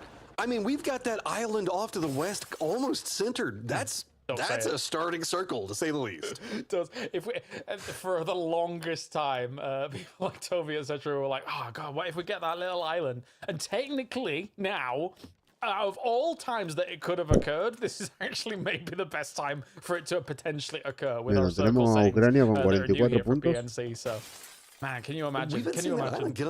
We've been seeing that island get some attention. I think that we got pretty close to the tail end of one of the games. It was like second to last circle, maybe third to last, where it was still in play and teams were actually fighting on there. Very weird spot to get to, is it does provide some safety as we're looking back at what's going on in the last game. I kind of want to still continue talking about the circle while this is going on, though, because you've been alluding to it with the changes that have been happening with the circles regarding water. With the river that's kind of cutting through the entirety of this, the island, and this much water out early, this is going to be really iba manejando y se cruzó de... trying to figure out where they want to go. Yeah, buckle up your seatbelts because there is the potential that this gets really, really wild. Hey, maybe Team Ukraine after the back-to-backs could be one to capitalize on it. Están hablando en la partida anterior. Some of those teams that would call a circle like this their home might be the ones cómo estaba Ucrania fuera de la zona y sobrevivió. You can see kind of those pings, and this is Ukraine kind of using this kind of rotation paths as well as where teams may have moved to try and actually go up against. But they found themselves up on these concretes here, and were able to take out so much early kills as well. So much room this team carves out for themselves. Well, it's just the way you watch them play, they don't give you a chance to actually make a mistake. Like, they just continue to put on so much pressure, they'll eventually just force it. And you just have to take a fight in a disadvantaged position after somebody's been knocked, somebody's already been flushed out. Then they'll move on to the next position. It's so clean, it just looks like they're walking, but it's so much information, so much control. I mean, lo peor que puedes ir al drop. Apart, squad upon squad, and there is no rush to it. It's just brutal efficiency. I think also, like, when you look at the overall leaderboards from these first 2 games, yes, the majority of that top positions right now is dominated by EMEA. I would say as well, as much as Philippines kind of fell prey to neutral on that high ground, I think that they've done well in these first 2 games to keep themselves in and amongst that pack of EMEA at the top right, and consider that this is basically their second big showing on a PUBG Nations Cup stage, right? So I'm happy to see Philippines doing as well as they are so far. Hopefully they can continue that on. Yeah, I mean, following on that, we haven't had a chance to dive into a lot, but again, Turkey, big game for them in the last one, finding a lot of kills. 2 later game successes in a row for them, so we'll have to see how that kind of works out. As now we've jumped over here, this is going to be the nature of the beast, as it is United Kingdom lined up against Japan. This is going to be kind of a setup of what we're going to be looking at moving forward. This is some much needed points coming up from UK if they can take it down. And yep, Japan eliminated real early. Yeah, shame we didn't see the beginning of that fight, obviously, as they wanted to watch the highlights over in Korea. But that's actually quite important. Japan only 1 point so far across 3 games. Great Britain there. Yes, okay, so you lose 1 early on in that fight, but there is a world where they can maybe get a blue chip and then get somebody res back up. But the problem is that there's a lot of teams on the north side of that circle, kind of alongside Great Britain. So that might deny them time to be able to get a third up, but 4 points for 1 body early on, it's not that bad. Everybody being invested in what's going on with the United Kingdom, like you talked about. We've got Kazakhstan, Denmark, it's going to be over here. Finland coming in just with 1 player, but the other one's going to be tail ending. This means that there's going to be a giant cluster right along that bridge that kind of connects the 2 different sides, and we're still kind of 50-50 on how this can go. It does lean a bit more to the south. Of course, there is more landmass there, but the way the circle could pop, who knows? That means the fact that we've got a very weird split with, it looks like Norway holding down one side, Chinese Taipei also holding down pretty close to the other bridge, but the far eastern bridge looks like it's going to be Ukraine with close approach. I totally agree with what you're saying, because the thing is because of the circle changes for PNC, this is going to make these extremely veteran players play a little bit more tenuous about how they're going to kind of play this out, how they're going to be able to kind of set up their splits, and where they maybe need to transition later on down the line. So and obviously, yes, there's been scrims going on with these circle settings, but it's nowhere near the wealth of games that we have where so there's definitely a lot of question marks up in the air here for a game like this. United Kingdom was trying to stretch out, get away from what was going on with all the squads around them. They do bump into India. India's going to be more forced into the west. Back down to the south, you can see Philippines going to be bumping into Canada. This is going to be a defensive setup from Canada as they do manage to catch and rally back around. So going to be how aggressive Canada want to play. Early game Canada, they got goals, man. These guys want to fight early. Yeah, they really do. And it seems like a lot of it is just driving past people and hoping that they're able to hit shots or driving people over. Canada with some road rage on them. As a hybrid scope on the M249 here for Shinboy is looking against this position. Philippines, though, going for a bit of a trade. Adam does go down. Here, as Canada a little bit separated across all these positions. Alec will shoot a few mini shots into that. But Canada now loses Adam, so bit of blow for blow here for the Canada boys. That bounce off the top, just enough. And all right, Canada, you're going for the early game points. I figured that what Canada was trying to strive for here is see if they could catch a rotate, get a couple of points, maybe try to keep their points per game up to keep them in a better position. Doesn't really come out too favorable for them. Canada now still also has to deal with Australia coming up back behind them as we do get the reses trying to come out from the United Kingdom. So this actually happened a bit more northwest of where that engagement was, and Finland has been hunting this. They were south of Great Britain, and they followed them up here. That's interesting here, as Finland was hoping for maybe some easy free kills. In inverted commas against Great Britain. Still a great team, no doubt. I'm conflicted. This is Great Britain versus Finland, which is where I moved to after Great Britain. I don't know who I want to win. I mean, this should provide enough time for a rally for Great Britain, to say the least. But I do agree with what you're talking about. Like, what was it, Skov that was over there eyeing what was going on with the firefight with United Kingdom and Japan just a little while ago, and then they just tail-ended off of this. Malaysia still also has to get in the circle, but they're going to be approaching from Godok more that point. Denmark's going to be playing center right now as India, with Great Britain kind of repositioning up to the north. That's allowed India to go move down to the bridge. They're playing both sides of it, so that way they can always end up on top. What we'll have to see is, I mean, I think that's a little bit of aerial scouting coming out from Snipehole. Ucrania está peleando con Neutral. Argentina puede aprovechar ahí, Another crazy circle. No way. Oh, that is... I was anticipating where we were going to go, and that is terrifying. Goes to the west. At the same time, the Finland fight is still going on, by the way. Like, they are still very much on that hunt. I think they realize with a... Hay que ver si hay alguno que se la aguanta para que hagan, para que paguen peaje. It's going to be terrifying, right? So, just try and hunt the kills if you can see them. And the Great Britain situation was the perfect opportunity to try and go for something like that. So I think that's a great maneuver by Finland early in this game. Okay, so where do we want to pick the firefights? Because there's going to be a lot of them. There's the bridge that India is trying to cross right now, where they're going to have Denmark on the other side of it. Tailing in back behind that is going to be Kazakhstan. We have Taipei that's already going for a very centered position. Turkey's already playing over a little bit closer to Hapo, so they're going to be fine. Argentina's going to be cutting in pretty close to Chinese Taipei. Aussies are going to be coming in back behind them. Norway does have a compound that they're running a 2-2 split into a hillside on. You can see right now. El otro día está aguantando las posiciones por lo menos. Necesita los puntos. The channel and should be fine for playing the hillsides, but they are going to be having to deal with Batulins, who are already playing that point early. Does get the knock on Boostic, but can Batulins even get the flush? He can get the damage to almost get a follow-up knock, though. If there are any teams that were going to shut down Ukraine here, Neutral might be one of them, because, of course, they have a wealth of experience against them regionally. And even some of them have played alongside each other a lot when it comes to ranks, when it comes to pubs, etc. But now, Mornay is getting charged up here. Diffex trying to thwart any potential pushes by Levante. Sees in the distance, Hakatora shooting at Doozy in the distance, though. Doozy needs to take some cover and get out of dodge. Puede tener dos Hakatora is veces still very tanqueta. dangerous. Yeah, they would love to get Boostic up, but it's going to be difficult. A Panzerfaust against the BRDM as well. Ukraine's taking some casualties now. Neutral's got goals. They realize that if they want to try to climb this leaderboard more efficiently, they need to jump on the opportunity that Batulins did provide for them. Boostic's still bleeding out back behind. Batulins now low on life, as well as ears ringing from the explosions all around him. But Hakatori and Diffex still both up, as Hakatori is going to be defending while Diffex goes for the res. Can Levante get into a position? Because if he can crest up just enough to get vision on it, he can put in a ton of work. He does get the knock on Hakatori. Nice with the Dragon. Están metiendo el de Australia. A bit more done at the same time. Australia se dio cuenta que están peleando ahí atrás. Well, Monty sees in the distance. Neutral. So what can he get done against Neutral sigue presionando a Ucrania.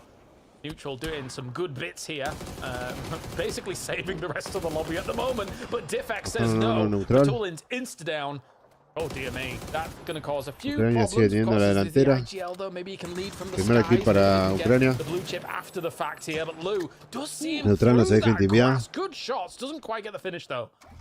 So Australia is set up right along the zone wall, doing a lot of harassment on the firefight. Neutral trying to jump around and gatekeep out. That put them in the position where they were getting backstabbed by Australia and a lot of their problems, but enough to where at least Luke can get that knock on Boosted. Can they get the follow-up? Can they do the big work that the rest of the lobby needs to be able to take down Ukraine? It's going to be more and more problematic as it mounts. Even now, Great Britain taking shots in. No. And Ukraine is gone here as they will be down and out. That opens up the lobby here for a lot of these other teams at the moment. Acaba de pasar por arriba Ucrania. Está peleando el segundo puesto. So Levante and Luke gonna have to be playing things out. Meanwhile, other moves going on. Denmark's taking a really strong high ground position for a circle like this. There's some weird things happening as well. Malaysia's swimming at the north. I don't think I've ever seen in a pro game people swimming up towards that small island, but hey, here we are in 2026. Vamos, chicos. Look, this circle is just going to be weird enough as we're looking at it. Like you were pointing out with Denmark on the high ground, that leads into a pretty much field center that we're looking at, where Norway is running a 2-2 split. Turkey is going to be kind of holding down Hapo on the other side of this, leaning into the field. There is also the hillside coming out of Hapo that is entirely vacant right now. They can find something to work with. Argentina is playing along the kind of defensive down to the southeast. Here is your swimming, the mermaids of Malaysia in action. Está reviviendo a los compañeros. They've got a boat coming in slowly. I wonder if they all pile into that and hope that there's no one looking at the coastline later on. Finlandia está apretando a Macedonia. Okay, here's our tail end approach into the circle as Kazakhstan just a little bit ahead of Finland. Turkey does spot out Gene's going to be able to flush him down pretty quick as this circle, while it does finally leave a lot behind, still has a lot in it. Denmark, though, on defense. Very solid. Now it's Dinamarca just running for aprovechó también. One of the scariest things for these teams, you talk to them, it's always the holes at top Australia. of hills, because it's so almost impossible to scout out, and that was a casualty there for Kazakhstan because of that. Oh no, the red zone! Oh, Luke and Fex down as well here. Australia taking down Great Britain, kind of, but also having some help. La zona, casi lo mató. Good job, Australia, against Great Britain. Red zone coming no in lo full mató. We haven't seen that one in a La zona de bombardeo no lo mató. Australia down to just Monty and Flood. But they still have to figure out how they want to get into the circle with Norway's defense. Remember, Norway is a bit more scattered across the circle, trying to get a foothold into this field position. Argentina is also going to have vision onto it. It does look like Malaysia taking the waterfront approach might be rewarded as everybody's got eyes into the circle at Hapo. The area that they're approaching from is pretty open.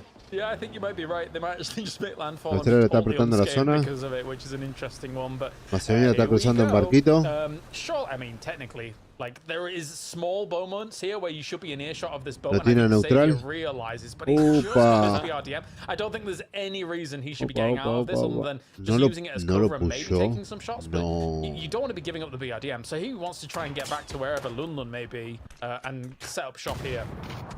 In true Twisted Minds fashion, you can see that Neutral's going to be hunkered down while we have a doozy and Batulins trying to make some a little bit of a recovery here. Don't know exactly where they're going to land. Philippines are going to be down to the south. Circle pops back up to the north. Denmark in that high ground going to be even stronger now. Yeah, a big circle for Denmark, as there'll be a certain Dane very happy in the background, no doubt. But of course, as we take a look here, Neutral trying to be, they get shut down by Shinboy once again. Batulins was back up and good to go, but Alec takes him away. And now, for Neutral, it's all for nothing here. I think it's going to be very difficult for them to get back in a decent position for this. Aduzi is parachuting in while this is going on, but he is being shot. He's gone. Yeah. Neutral, no lo dejaron bajar. You guys went against the raid boss in Ukraine and are punished. No lo dejaron bajar. Unfair. As now Norway has to make their rotate, and Aussie's getting pretty close to Denmark. Yeah, no tier gear for Neutral. I'm going to have to go back and figure out another raid later on. But you got yourself Norway here, who, for Tekkas, He-Man, and 8C, they've tried to find themselves central spots, but Chinese Taipei is moving on in a position where they can try and find this. Thankfully for them, they can take little dips alongside these fields if they so desire. I think seeing the smoke, they thought, okay, maybe it was a solo or something like that. I don't think they have the full read on it, though. I just got a kick out of Lunlun driving right next to the Scarecrow, maybe hoping it could eat a bullet or two for him. As Finland in their approach, they were pretty timed out, remember, because they were on the hunt for those kills up to the north. So they're coming in a bit tail-ended on this one. Going to start getting vision from Denmark in just one moment. Malaysia's already definitely spotted them out. Norway could see them, and Turkey as well as Finland, I think, found this a little bit of a dip, but they're going to call this content. Yeah, taking the porter, they've got quite a bit of gear in there by the looks of things as well, as IXE does take a knock, though, against Beamy. High ground is menacing. Like, they have such a good overlook against a lot of these positions, and even some of those craters right there. You can dig as much as you want. Denmark will see you down on those low grounds. At least they throw down some smokes, keep the porter going here to be able to give them some cover. And that's the big thing for Tego, right? You've got a porter, it's got a great capacity size. A lot of teams do prioritize that to be able to get around there and carry as much loot with them as possible.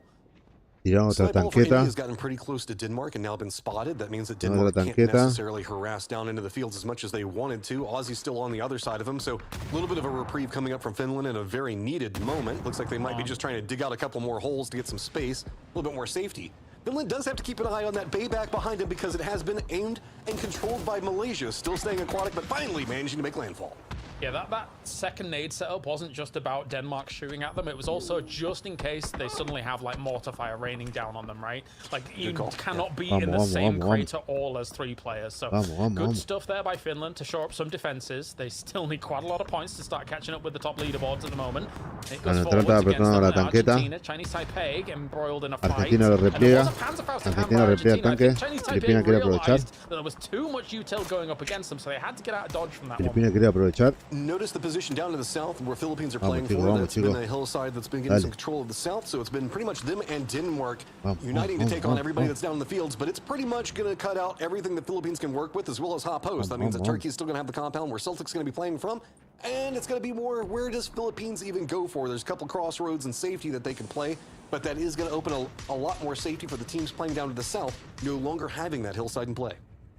I mean, at least there's still 4, right? Despite those little earlier engagements, despite Canada trying to like roll up alongside them, still really good fortitude by Philippines so far. Definitely an impressive start for them, as they have found themselves in a position where technically they can join up with the AR, but it's not exactly ideal. Are Malaysia always in the water? What is this? Finally, this is a commitment. Look, they've beached the boats. This is where they're going to fight, and they're going to focus up on Turkey with a little bit of friendship coming up from the Macedonia se le terminó el agua, tail end, pero va a tener que empezar a subir. Ya lo están esperando. Philippines going to be more focused on the circle, so it's going to contain this fight a lot more. Finland can't really take Turquía shots. tiene buena posición casi.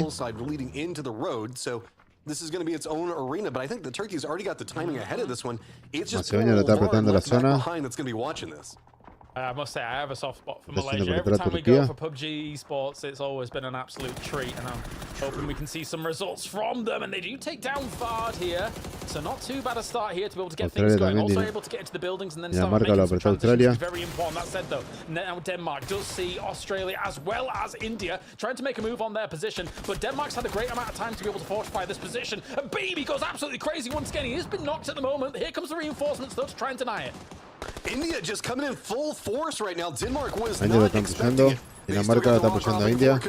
Gustav has come up, controlled angle, presiona. other side of Tiene 3 jugadores caídos. Y el último or just a couple of bullets, but Gustav buying enough time to reset this, can't get the counter knock on the nade, and India just coming up with full force, and Gusto has made a massive problem for Denmark, who thought that this game was under so much control of theirs.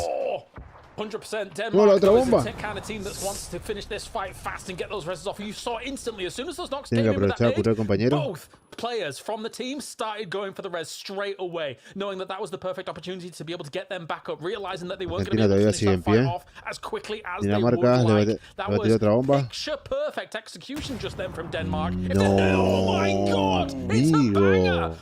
Lo que le hizo Dinamarca a India. Everybody else was hoping the fact that maybe Denmark would go down, give a reprieve to the rest of the circle, but no, high ground control pops back over to them. It is Malaysia making the push into Turkey's defended position, but they've got a little read on it. Still already down just 2 players up for Malaysia. After all the aquatic antics, they are walking right into a potential kill box. Shilla on the other side. And at the same time, yeah, the circle shifting away from Denmark. That means that they're going to have to try and make some work of it up on that north side. They know where Finland is, so do they use that as a path to be able to try and get some kills and move on in, or do they try and go a bit east? I think east is probably going to be the play for them. We'll see down the line. There's now Philippines here on the south side of this. These fields do give them a little bit of a reprieve. They've got some smokes down, got some emergency cover as well. Filipinas está aguantando lo más que puede. They know where he is. They just need to get rid of him.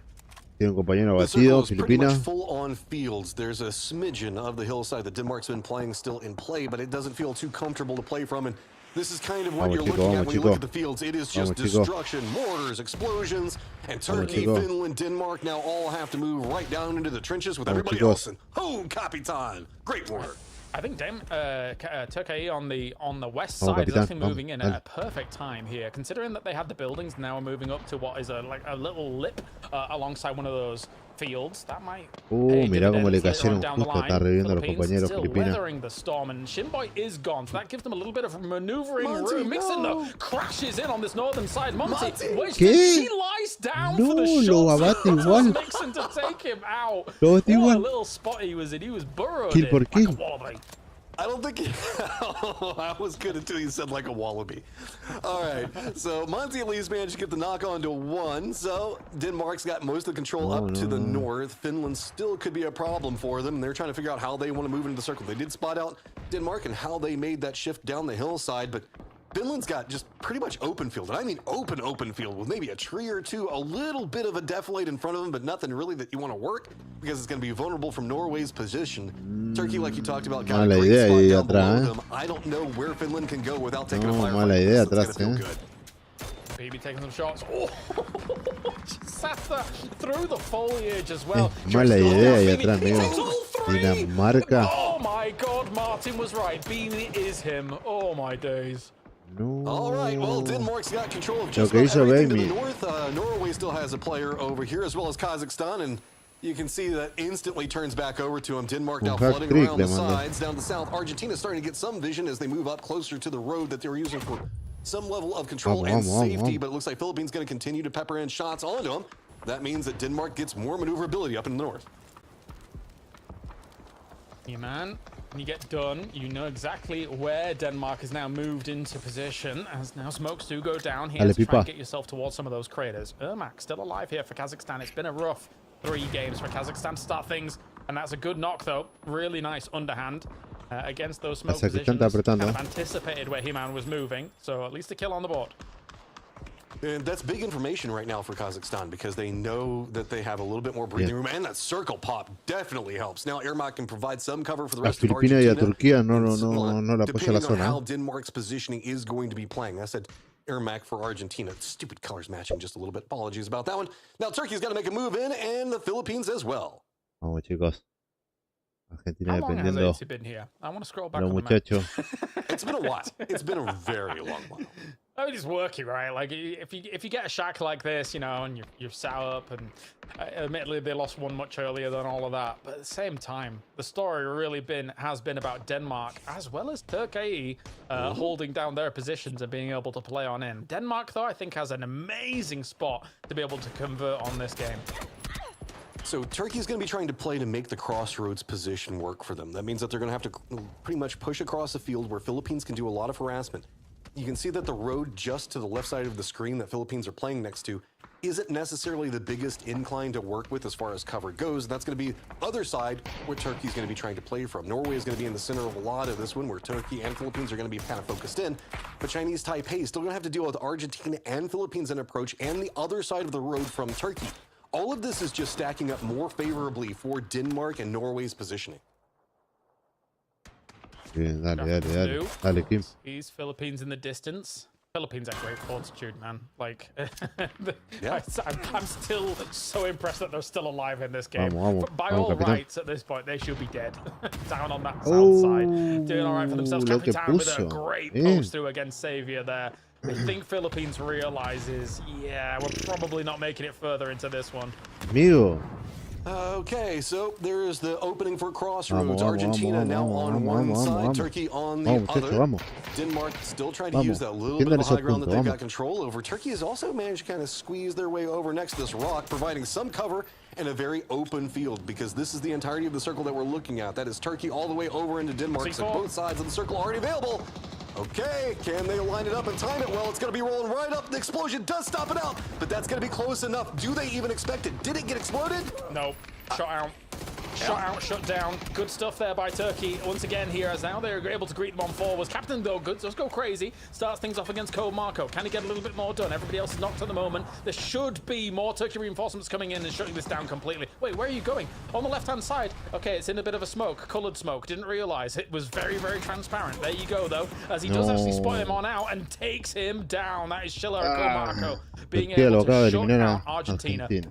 Let's go Turkey, just now 2 points behind Ukraine on the climb. Denmark, other side of this one, just a couple points back behind, 13, and there is a ton of kills still to be had. Don't forget about Ermac, back behind him, still causing a problem as Denmark can't focus in what's going on to the south. The way this circles pop means it's another move for Turkey, though, and they're going to be walking right into the waiting arms of Norway. Ermac is just doing a great job of staying alive long enough to make it a problem for Denmark and open up so much more opportunity for everybody else. You gotta do what you gotta do. The thing is just for Denmark is they're gonna know at this point where everybody is. Like, they know where Ermac is, they're just trying to dislodge him from there. They know that there's probably somebody in the shack, and then there has to be a team on that south side. Elsewhere, there are no other threats. So Denmark has a bead on where every threat does currently lurk.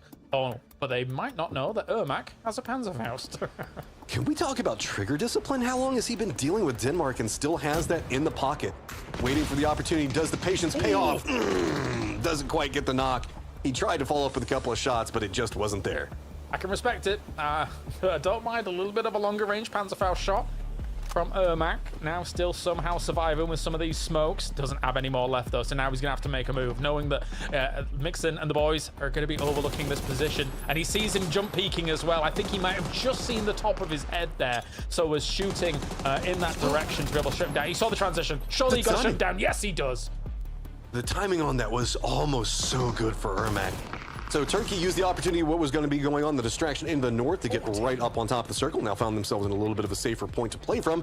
Norway, who's just been kind of hanging out right now, letting Denmark and Turkey do the work for him, is now gotten too close range. The firefights are just brewing. Have they put themselves in too pinched of a position?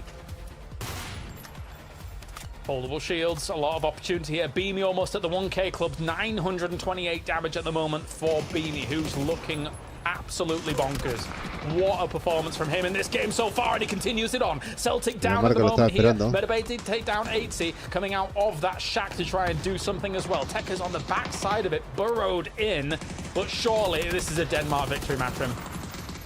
Peeking around the sides, Tekker's just trying to see if he can get anything more out of it, but Denmark just coming down full gusto. I won't even say coming down, they're just kind of sitting there, letting everybody walk into their crosshairs right now. It's just stacking up kill upon kill.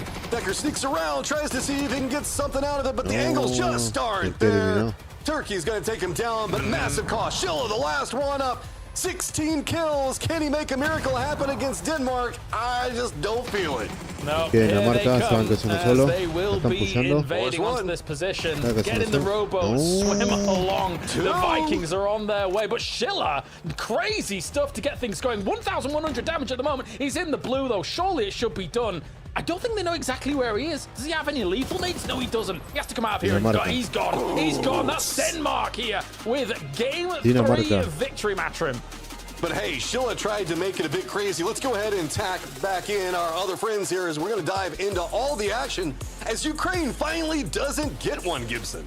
Yeah, Ukraine taken down early in that one as well, giving a lot of advantage to teams. And big shout out to Turkey. Big performance by them. But Mark, just about 5 minutes within that game, Mark just turned around to me and goes, yeah, Denmark's won this game after that big fight with India. Yeah, you can tell. No, let's just go back 1 point, right? Yes, Ukraine didn't win, but you need to call out the fact that you were screaming at me in the ear for Monty not to continue fighting. You wanted to see Team Ukraine fight neutral, and you were so upset that Australia was getting involved, but they only play aggressive though, James. Yep, they do. So far here for Australia, it's not entirely working out, but I think as this game does boil down, right, it really is the story of Turkey as well as Denmark. And just as an update for everybody watching as well, there will be a -2 going the way of Turkey due to an unequipping of the mandated skins for the tournament as a whole. But that said, Matrim, I don't think it's going to matter too much because Turkey is looking fantastic right now. Look, sometimes it's worth losing 2 points to make sure you get your fit right and send a message. And Turkey definitely sent a message in that game. They did not care. They were walking through squads. We've been talking a lot about what's going on with Ukraine, how they're popping off. And Turkey took offense, man. They didn't get circle control. They didn't have the high ground. They were having to fight for every inch of territory. Yeah, of course. Again, that -2 points will come at the conclusion of match 5. So if you don't see that reflected in the scoreboards for now, you know why. Just to keep everybody as up to date as absolutely possible. But let's talk Denmark here, Mark, because Denmark, well, I mean, your name is in their name, so talk about them. I can't start with that. I've got nothing to do with it. It was good play. Look, when they took that high ground, I think they were hoping for the zone to shift back their way. But I think even at that point, guys, they were really aggressive. They were taking fights, defensive play. I like that we saw Team India trying to play aggressively towards them. But they had set up. And at that point, it was a set match for me. They came off the high ground. They stormed their way to a victory. Gibson, are you ready for a second Beamy man of the match? It's almost coming, but I want to give a shout out to Gustav as well. That play on India was insane. And me and Mark had the conversation. I said, Gustav, like, just going to play in the Americas has made him such a better player. Like, going to work in America improved him so much. No, disclaimer at the bottom alert. I did not say that in any way, shape, or form. I said he's improved America going over there. But that's a funny one because, you got us 2 EMEAs and you've got your 2 Americas, and we'll probably have that discussion for quite a while. But there he is with 6 kills, the 1K club joining as well. Now, that said, though, actually, if it wasn't for him looking insane and probably getting the man of the match and the win here, like Schiller as well, 1,000 some damage, looking insane. But we do have to give the flowers here, Matrim, to Beamy, looking spectacular. 2 out of 3 man of the matches. The only potential falter point that felt like could happen was right there at the end versus just the last player up for Turkey and up against India. Outside that, it was complete control over the entirety of the circle for what, 4 circles, 5 circles it almost felt like. This squad positioned perfectly for the way that this all played out, and they never relented. 23 points, yeah, going their way. 23 for Turkey as well. Amazing stuff. Schiller looking spectacular from all of this. Norway with a cheeky 7. You know, I'm not gonna begrudge them here, Gibson, for taking that shack and hunkering down, because sometimes that's what you got to do. Yeah, look, they got to center the zone really early. They played it at the end. They only got 7 points, which I think they'll be disappointed with, but there was an incredible nade at the end of that as well. It was like a mortar strike where he threw it straight up into the sky and it landed right down on top of Turkey as well. But look at that leaderboard. 30 kills for Turkey. When I spoke to Schiller before this weekend, he told me his plan was to play like predators. And with 30 kills, he's basically doing that. All right, they've got the laser sights, they've got the camouflage, they're weaving through the jungles, but 48 points, nothing to sniff at. We're going to need Arnold Schwarzenegger maybe to shut them down from all of this one. That is a result and a half Austria from just playing. 3 games. There's no Austria. Well, so how do we stop them? Oh. Yeah, good point, yeah. Oh, well, they're away with it. They've run away. Okay, isn't he California now? Isn't he American? Yeah, I guess if you're governor, you count. Yeah, we'll allow it. I mean, can we also just give a big shout out to Neutral for taking down Ukraine? We appreciate you guys. Hooray! Yeah, that was kind of important, right? And you don't want them to entirely run away with it, even though it's probably going to result in a top 8. Here is Neutral, of course, trying to fight their way towards top 8. It's an interesting one watching them play at the moment, Mark, because I think we've had our reservations about how Twisted Minds has wanted to play things out. In regionals as well as PGSs, and it's looked a little slower compared to some of the previous years, so hopefully they're kind of able to overcome some of that maybe if Batulins is leading the charge, right? On paper, it is an all-star roster. They should be at the top competing and not far off, right? I just, as I said before in the pre-show, the Aduzi, Batulins mix, is Twisted Minds firing all cylinders at the moment? I'd argue maybe not. I think we'd expect a lot more from them. Will they qualify through? I think so. My concern is, do we see Ukraine go up against them as one more time? Do we see other teams potentially third party? Because actually, if you can take Batulins, you can take an Aduzi, take a Levante and Lu out of the lobby, you wouldn't want them in the final because we know they're big hitters. So True. I'm a bit concerned. Do they get their own heads? How are they going to play this one out? Because we've only got a couple more maps for this day number 1. A tough circle for these teams to run into each other, right, as well. Because I said it earlier on in that game, Gibson, that a circle like that, with the potential of what could come in later circles because of our circle shifts, will cause teams to do some things that are a little bit more unnuanced compared to our previous games and the like in PGSs and regionals. Yeah, I think that map was the perfect example of it. Like, when's the last time we had a phase 3, phase 4 on that section of the map? And it just wreaked havoc for all those teams that were over on the Eastern Front. And you know, I feel like there was a bit of complacency from some of those teams. Like, if you could touch back on Neutral, I feel like we're seeing complacency. Like, Batulins is getting knocked and getting taken out of these games, what feels like really early, and it's just not like them. And like me, you also have them on your fantasy pick. I think a lot of people have them there. They've really not kicked off today the way I would expect it from a roster that, as Mark said, is just all-stars everywhere you look. I've got to jump in, though. I do feel like Batulins has been dying a lot early, and that's kind of become his new MO, is to get rezzed and come back in with no gear and try to, like, snake his way into getting some points. We've seen that happen a lot. But also, let's remember that it is Batulins on day 1, and a squad that he's probably doing a lot of IGLing for, so, okay, maybe we'll see how day 2 goes, you know? It's a toughie. It's a toughie. As we take a look across all of these rosters as well.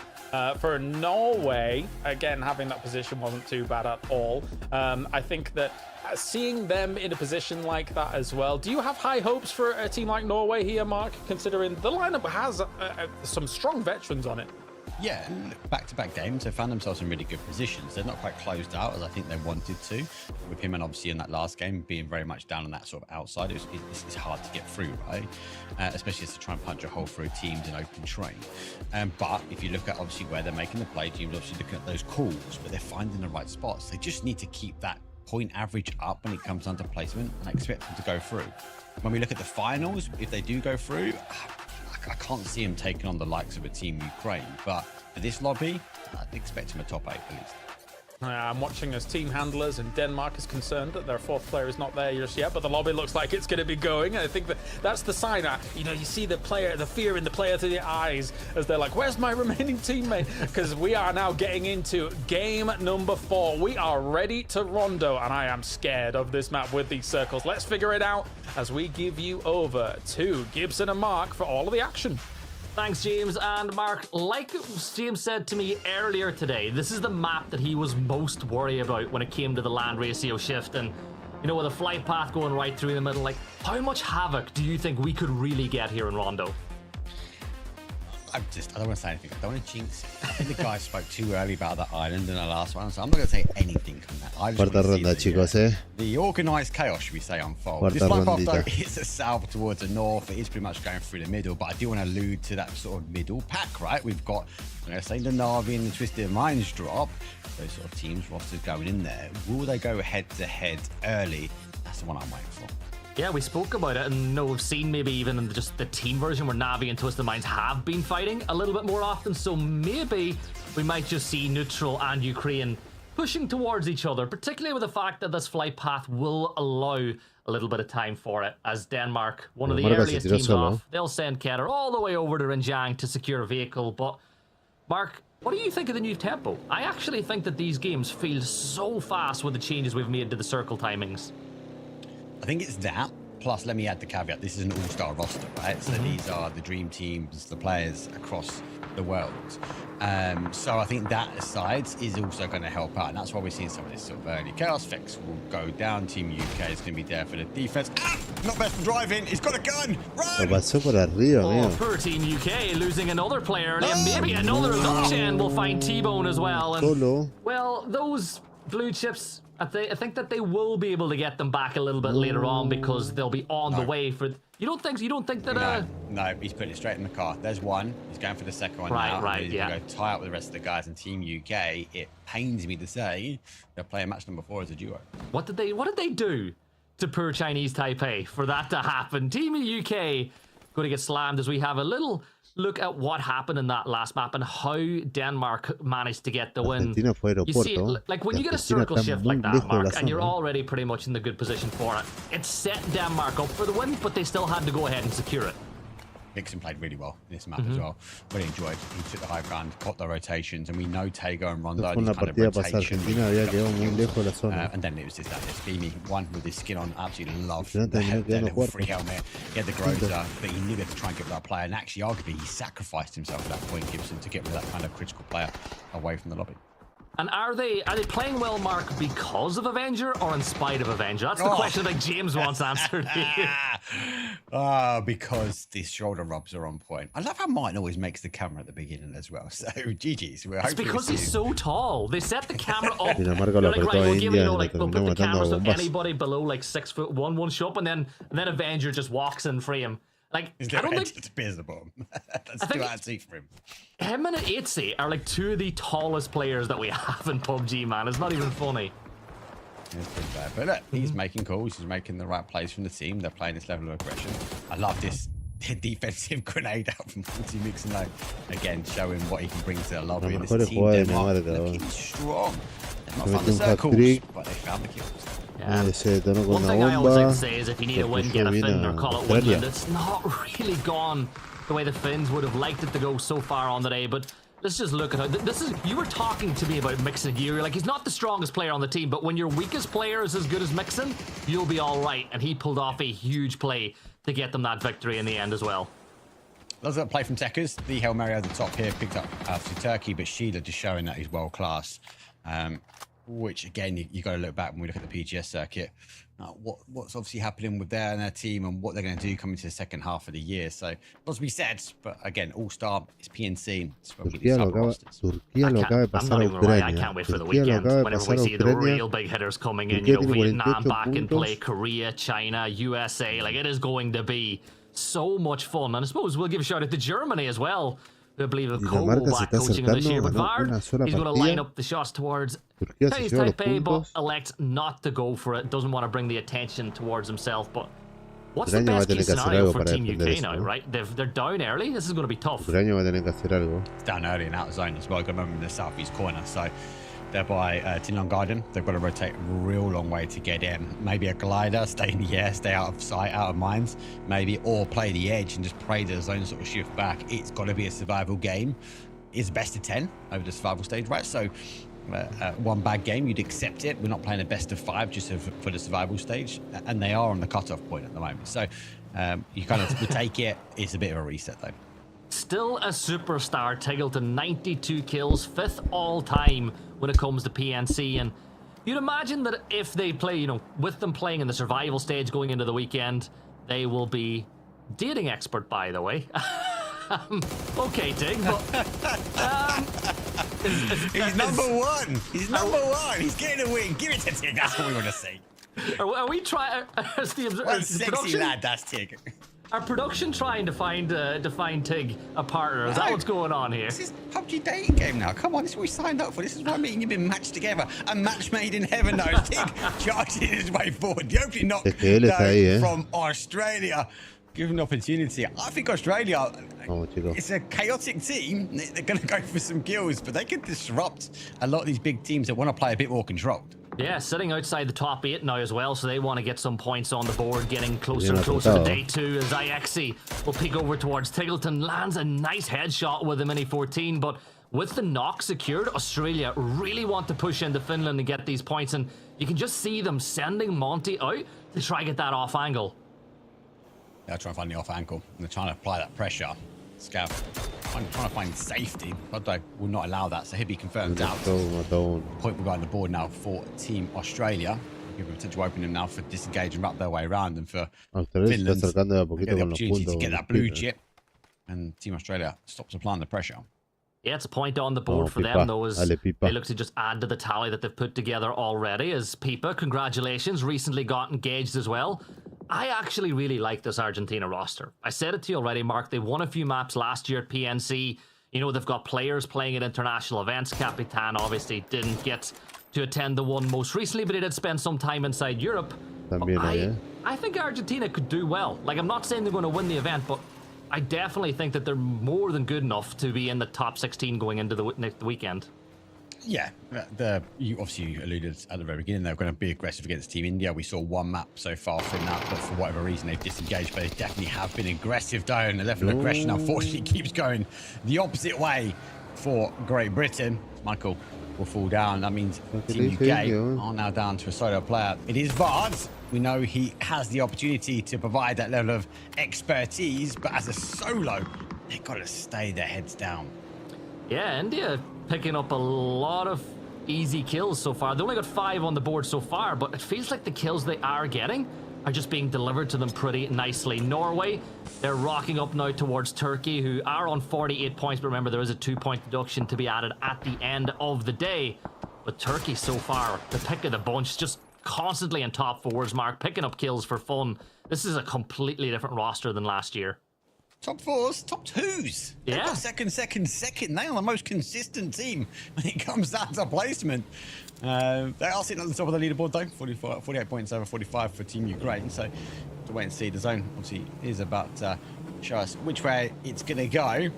Team UK and Provide has to try and hold up the zone, holds away. They do go up towards that northwest corner, stadium in. Team Australia obviously already working towards that high ground. Yeah, and a lot of those teams know that the north is completely free, so they will migrate that way. The likes of Australia, Malaysia, all making their way north now, but there is a huge migration from the south as more than half the lobby find themselves expelled by that circle shift. So Norway will make their way in, Turkey not far away from that point either.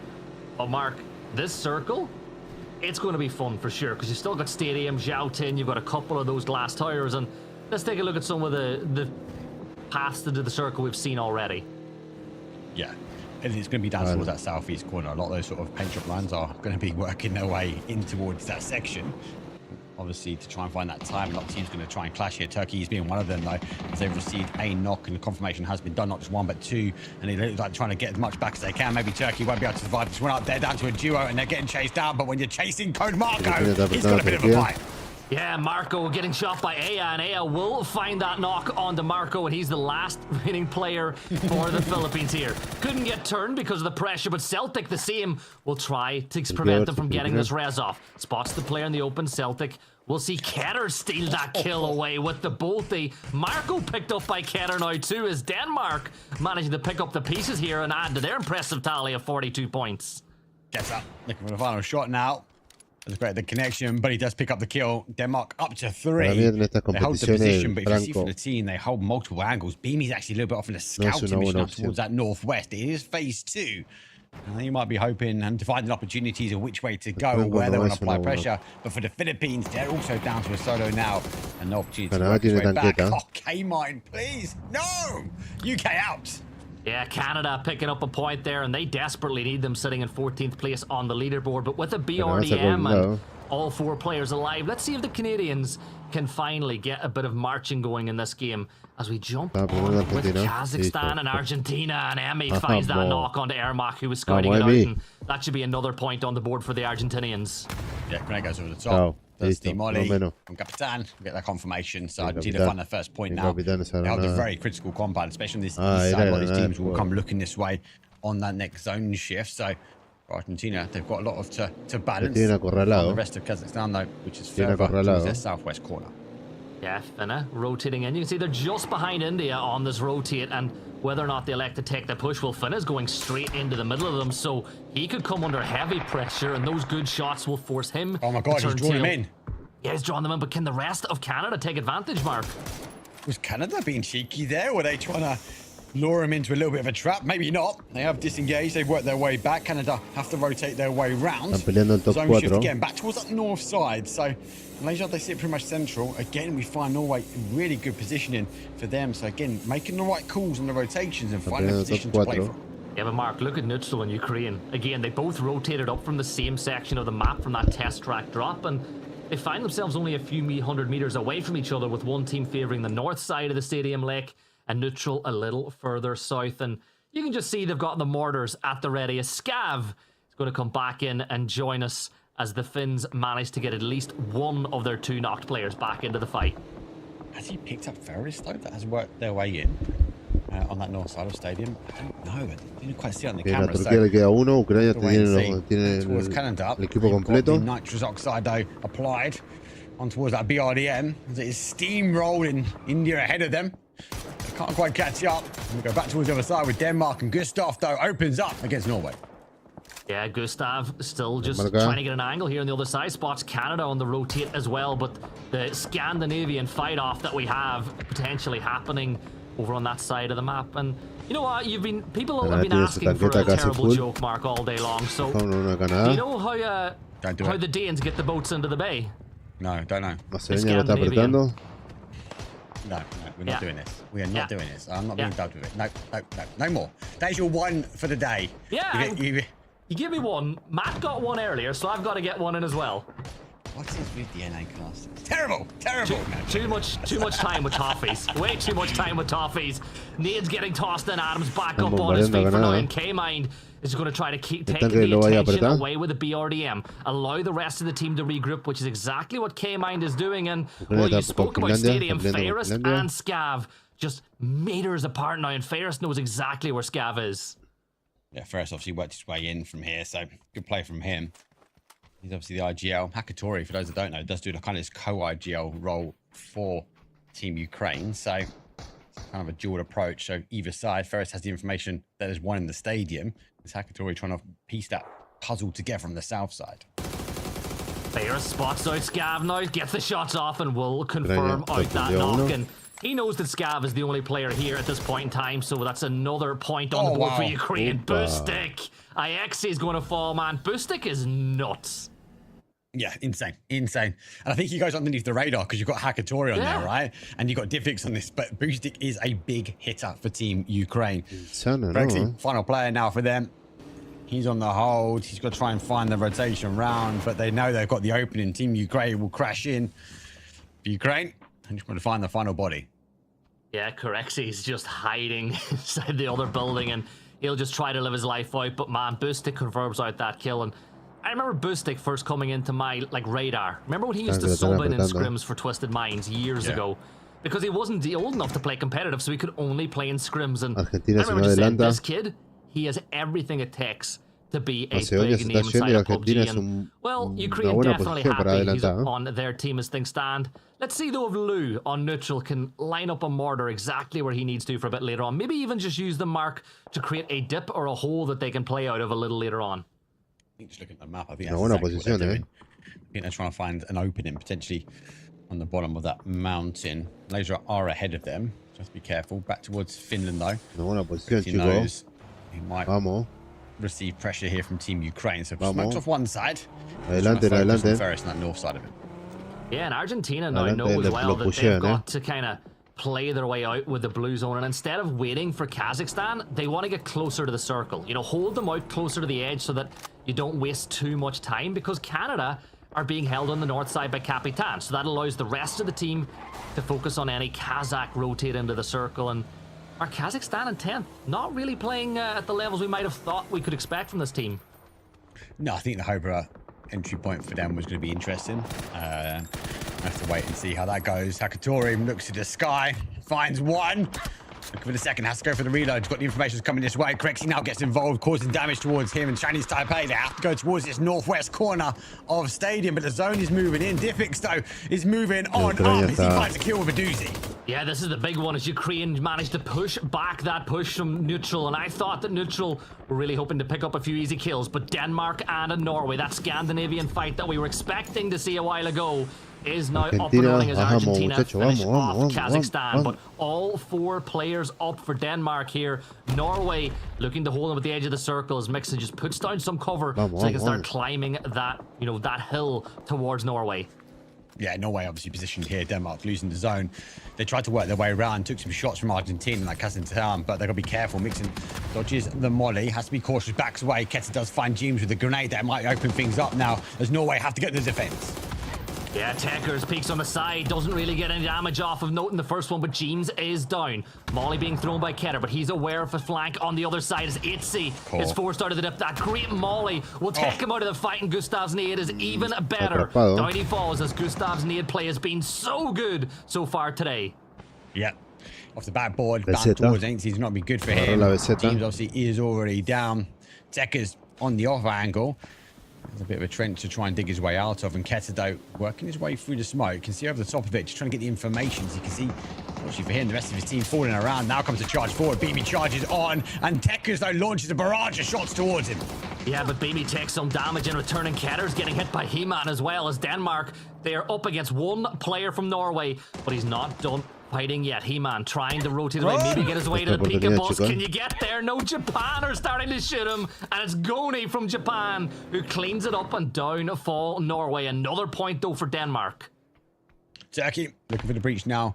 Neutral there, Chinese Taipei all in within that stadium. Now has to go for the charge, and they will be dead. Shots will come through. The JS9 will put him down, and it's met by Turkey. Finds Chinese Taipei.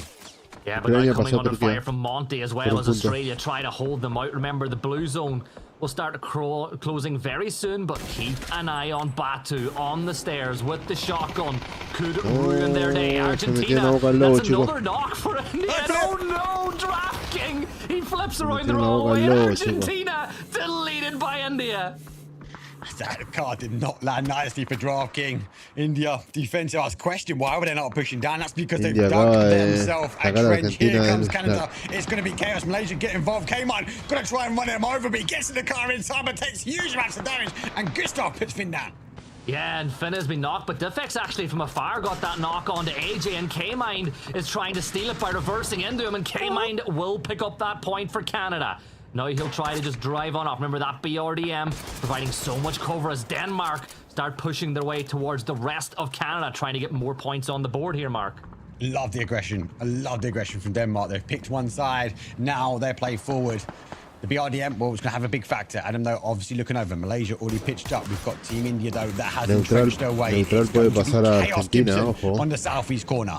Yeah, that Finna is down, Adam is down. Canada just getting torn apart here on the edge of the circle as Mixon confirms out another kill for the Danes. 47 points and counting. And Shen's got a BRDM coming his way, but no Panzer to help him out here. But Canada just want to find somewhere to play. No Panzer and limited 5.56. He hasn't got the ammo to kind of send it to the abyss, but it has gone down. Canada jump out. Shimboy gets an opening, but Beam is there to exchange. Oh, Denmark just picking up the pieces once more. K-Mind up against Unforgiven. He manages to find the knock on one, but Fevin is from Japan will confirm out that knock. Canada fall, and maybe India. Do they have the opportunity to regroup? I don't think so, Mark, with both Malaysia and Denmark not too far away. Right, Malaysia, but this little bowl they've got to try and play, and it's actually Team Ukraine in that northeast corner that's got some height advantage, causing damage. Dinamarca lo está alcanzando. Un punto de Turquía está. So must be pop that back in the vehicle, and he does. He swaps back towards that mini, so it's going to give him an opportunity to sort of drive their way forward. But for now, everyone might calm down, we hope. But Toulon's, though, for Team Neutral, is out in that blue on that north side.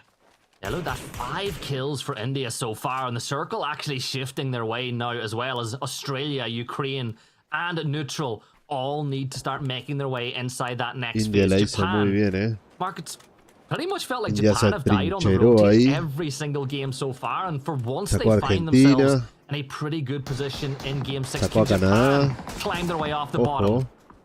See what they can do. They have got the zone. You're all right. They got caught in those rotations. I feel like they took that one step too far. But this time, the zone's giving them the opportunity. But it only gives them the opportunity to those who grasp it by both hands. And that team, for me, is Team Denmark. They make the push now. India launched a grenade out. They caught damage. It's a complete Kobe to Gustav. Oh, he's going to toss another one towards Beamy, but Beamy manages to avoid the shrapnel as he steps across. Translucent, another nade at the ready as Beamy will try to send one back the other way, and Beamy's one might just do the damage. It does just a little as Translucent somehow manages to stay alive here. But Japan starting the third party on this one as well, Mark, as they encroach in. They have to clear up, be the last team on the south side. Japan up to 4 kills. Ukraine taking advantage, and they will deny Turkey an opportunity at second as they will take top of the leaderboard. Gets the knock on to Tiggleton as well, as Australia will manage to get that regroup in, but it puts them behind on the rotate. Here comes the rest of Ukraine. Sunny side up in a fight with Ferris. Ferris, though, he's going to get caught out. Ukraine will fall as Japan pick up their 6th kill of the map. 6 teams left alive, Marker. That was great play by Sunny side up. Not just one, but 2. Maybe 2 of those. Malaysia able to sort of peek out above their little precipice, their little hole. And of course, Australia have a 2-2 hold. He goes for the over peak. It was a bait from Team Australia. Now they divert back and they apply the pressure. Malaysia, 1 kill for them so far, but they've got Australia and Lou from Neutral starting to push into this position as Monty will just first aid inside the smoke. Remember, this is a tough spot for Australia. Luke will now leave the compound as well. Tiggleton still playing a little behind, but do they know about Lou?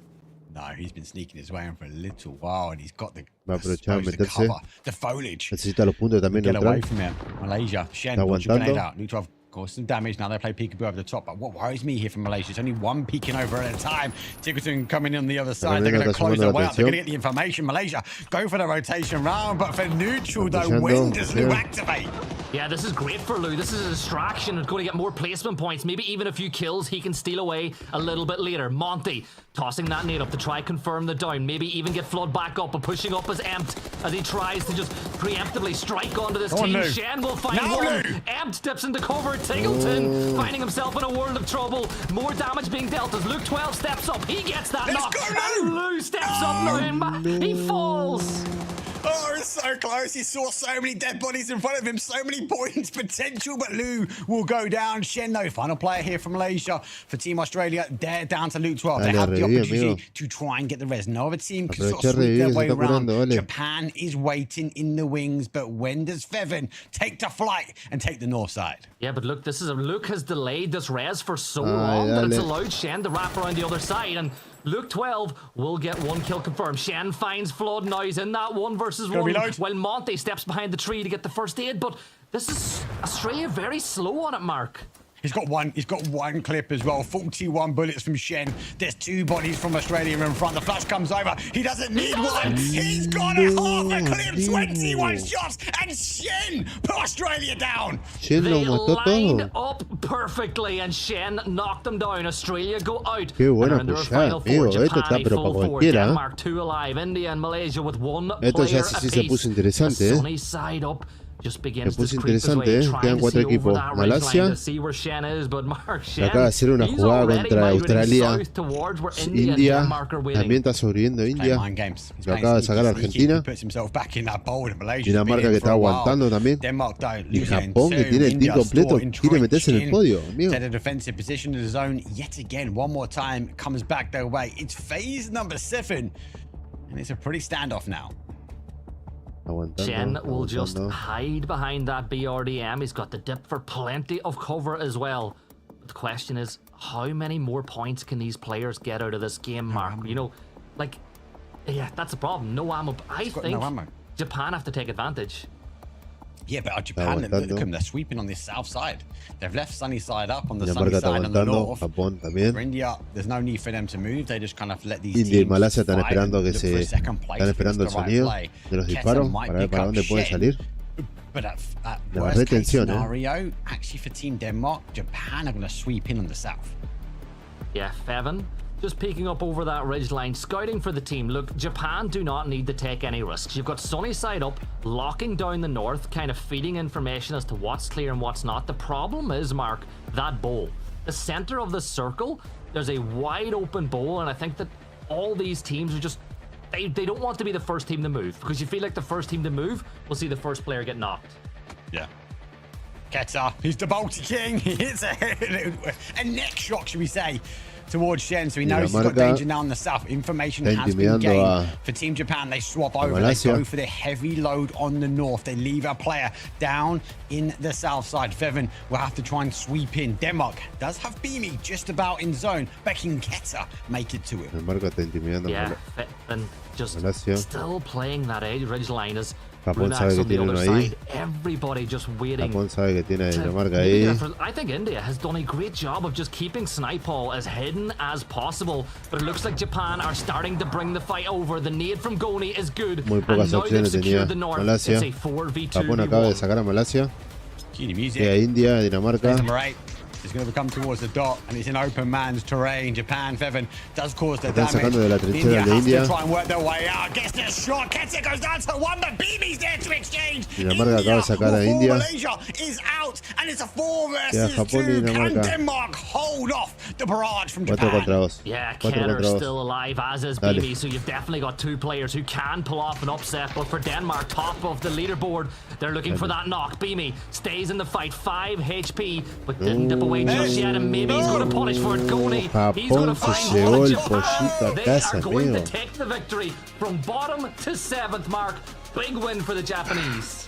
Not quite bottom to top, but yeah, it's a huge win. And Gibson, you alluded to it though, because they got the zone, they got the control, and this time round, James, they found themselves a victory. Japan climbing the leaderboard. Yeah, which backers are going to get in the way of Japan? That's the question for me. And it was unfortunately Denmark towards the end, but they're all smiles anyway.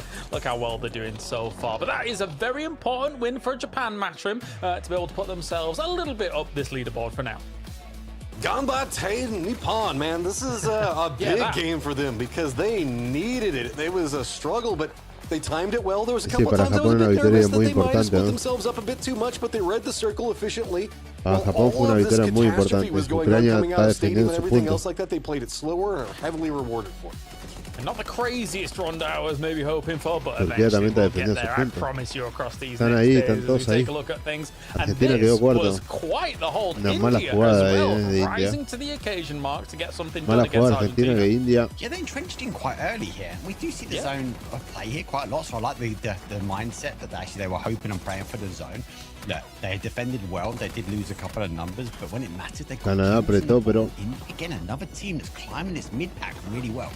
Yeah, definitely a decent rise. As you say, being there early and being able to hold that off. Having to make it across the road, Gibson, and try and do something as well. Unfortunate for them that Lou still alive alongside gods like Shen when it comes to this game. Yeah, and I think that Lou's probably disappointed that he didn't do more damage from that position as well. But as Mark pointed out, Shen had 1 clip and he managed to take down both of those players as they lined up perfectly. A good game from Malaysia, but I gotta go back to it. How happy are you for India? Like, that hold on Argentina, phenomenal as they managed to wipe them out. And there's a huge Indian fan base of PUBG, so it's good for them to get to really put in some good work on game 4.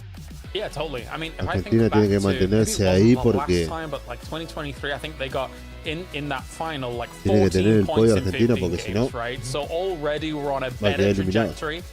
for India compared to where they were match him, all things considered. So that's a good position for them, and likewise a great position for Japan, who you could see the initiative from them in the later stages of that game, right? Let's just constrict the remaining players. We know we've got control over this game, and let's exert our strength on that.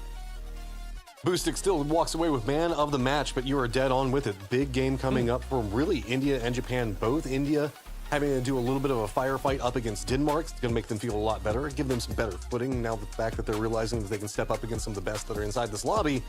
But man, it just feels like Ukraine is inevitable. They are going to find that points every single game, even if they don't make it to the late game. Yeah, let's take a look at the points coming in, because I pointed out something funny to Masha in the back whilst we were watching this game go down. But it is 19 points for Japan, very important. 18 points again for Denmark. And Mark, when you look at EMEA, especially the top 3 teams so far, halfway through that game, we had about 150 points between those 3 teams. And the rest of the lobby had about 170 points. That's ridiculous. Yeah, there's a lot of farming of kills, but positioning, especially from Denmark, really, really well for them. Like, they look to try and control. They know when to be aggressive. They know when to dial it back down. And I wonder why they're sitting up on those 57 points. A good play from them. The level of consistency. Unable to get a win just yet, but they're getting pretty close.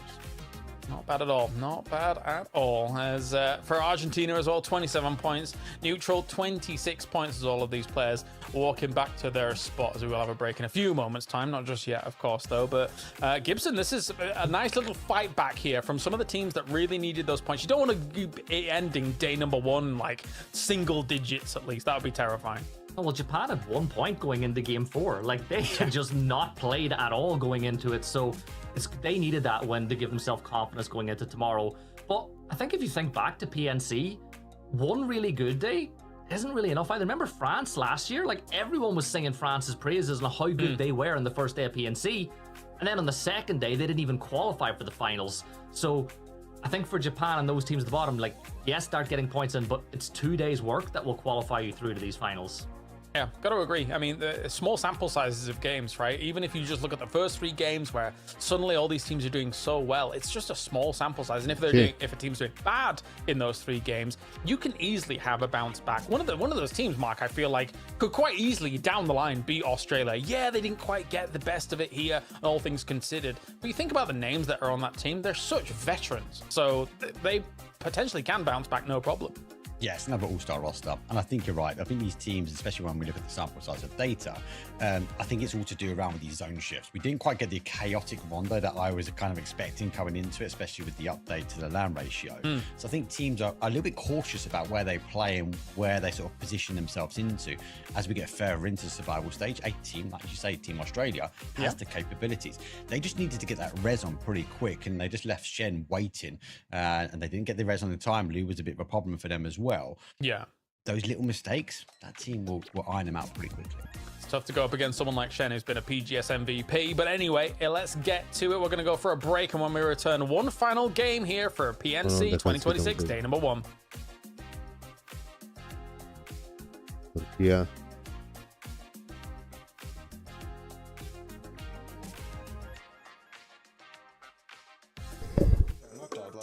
Knocked out. Hay que conseguir una victoria, muchachos. Knocked out. Argentina sí o sí tiene que conseguir una victoria o aumentar un poco los puntos como para que no Hello everyone, welcome to another sit para down que no le game saquen time ahí with el Bella, tercer and puesto. today's special guest to Tercero open o up cuarto PNC puesto. is Team Finland. Sí o Hello sí. everybody. Tiene que aguantar. Hello. We are going to play Never Have I Tiene que Ever. aguantar. The goal is get rid of one teammate to fold all 5 fingers. So the one that folds all 5 fingers first, we have to give them a penalty. Should we do like a post-chicken ceremony, or what are you guys thinking? Nothing. Nothing. Maybe I should just designate like a TikTok dance for you to do. No. And you have to do one with me. That's not gonna happen. Yeah. All right. Well, shall we start? With you first, Corexy.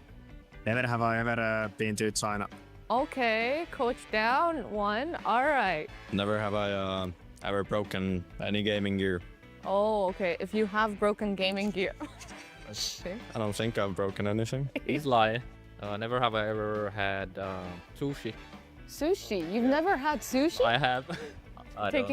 You have not? I'm allergic to fish. Oh. Okay, my condolences. Never have I ever been knocked out. Knocked out. Knocked out? Yeah, knocked out. out. Who's been knocked out? Me. Oh. What? Never have I ever drank alcohol. That's a lie, right? That's not a lie? That's not a lie. I mean, I tasted, but never drank. So you drank. Okay, never. Okay, so never have I ever drank like bottle of alcohol or something. You have one? Zero. Zero. That's all I lost. So I guess we have to have 2 penalties. That's Push-up fine. challenge. Decide, do you guys want to do push-ups now, or do you want to do it like post-chicken? Yeah. Okay. Remember, I will be hunting you guys down for it. All right, thank you for joining me, and we'll see you at the next one too. Bye.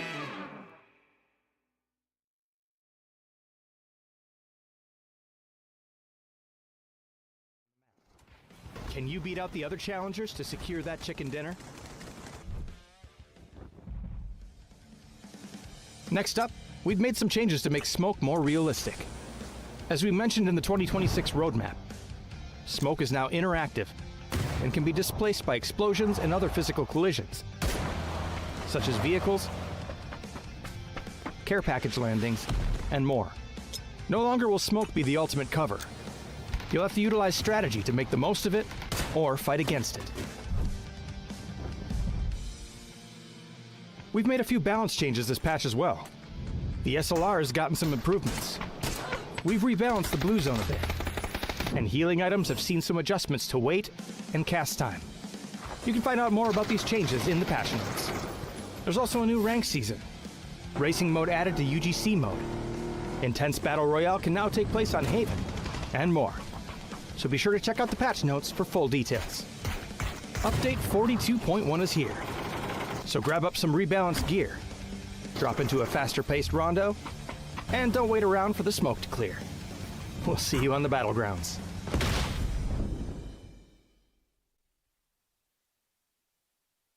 You like the gas on my spark. Stand out, stand out.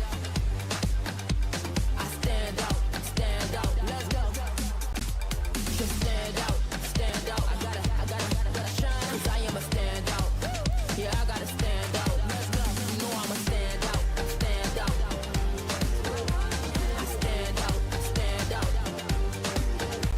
Just stand out. 'Cause I am a standout. Yeah, I gotta stand.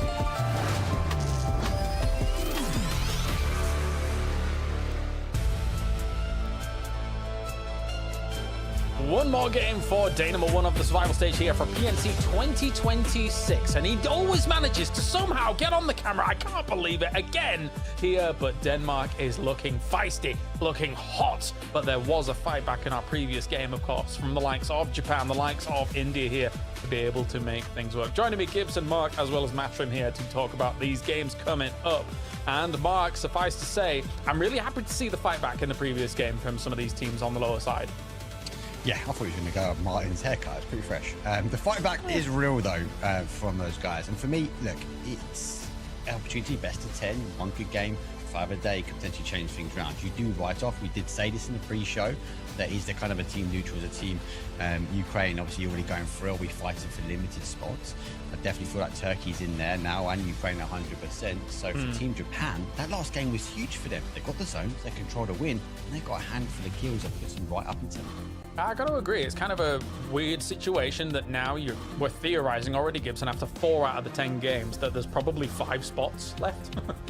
Yeah, and the funny thing to me is, like, Ukraine, you'd think they've locked their spot in, but I feel like Neutral haven't had the day they want to, so you expect they're going to activate at some point, but I still think Turkey are the big surprise. I picked them for fantasy, but I didn't expect them to be as good as they've been today so far. Yeah, totally. Schiller obviously really being able to do a lot of damage here so far, and like even Code Marco, Metabay, and Celtic being able to get, even if it's just salvage points, match them at some moments, right? Turkey has looked really good so far. They've been very consistent. Going all the way back into game number 1, they've been making it in the later stages. Of course, having a couple of higher kill count games. We've been talking about the top 3 repeatedly, of course, because they've just been eating up the lion's share of points. We were talking about how they just pretty much had almost the rest of the lobby. But then we had a conversation moving into the last games where it was like consistency and the importance of that. But right now, 4th place is like, what, 27, 28 points? Half what we're looking at is 3rd place. A game or 2 really can be enough to get you into that top 8 with how big of a sponge is happening at the top. So whenever you see something like what happened in that last game where Japan and India started finding some successes, that could be a real determinant moving into day number 2.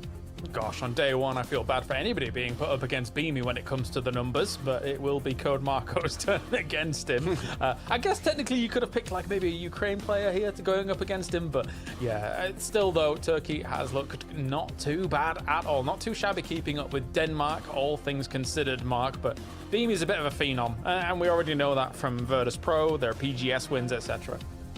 Yeah, it's just the ability to manage situations really well. No wonder why he's up here with the kills, damage is high as well. So he's definitely putting the shift in for the team. But I think overall, I don't want to take anything away from Denmark. They've had a hard fight. They've had to push their way in. They don't have the zones.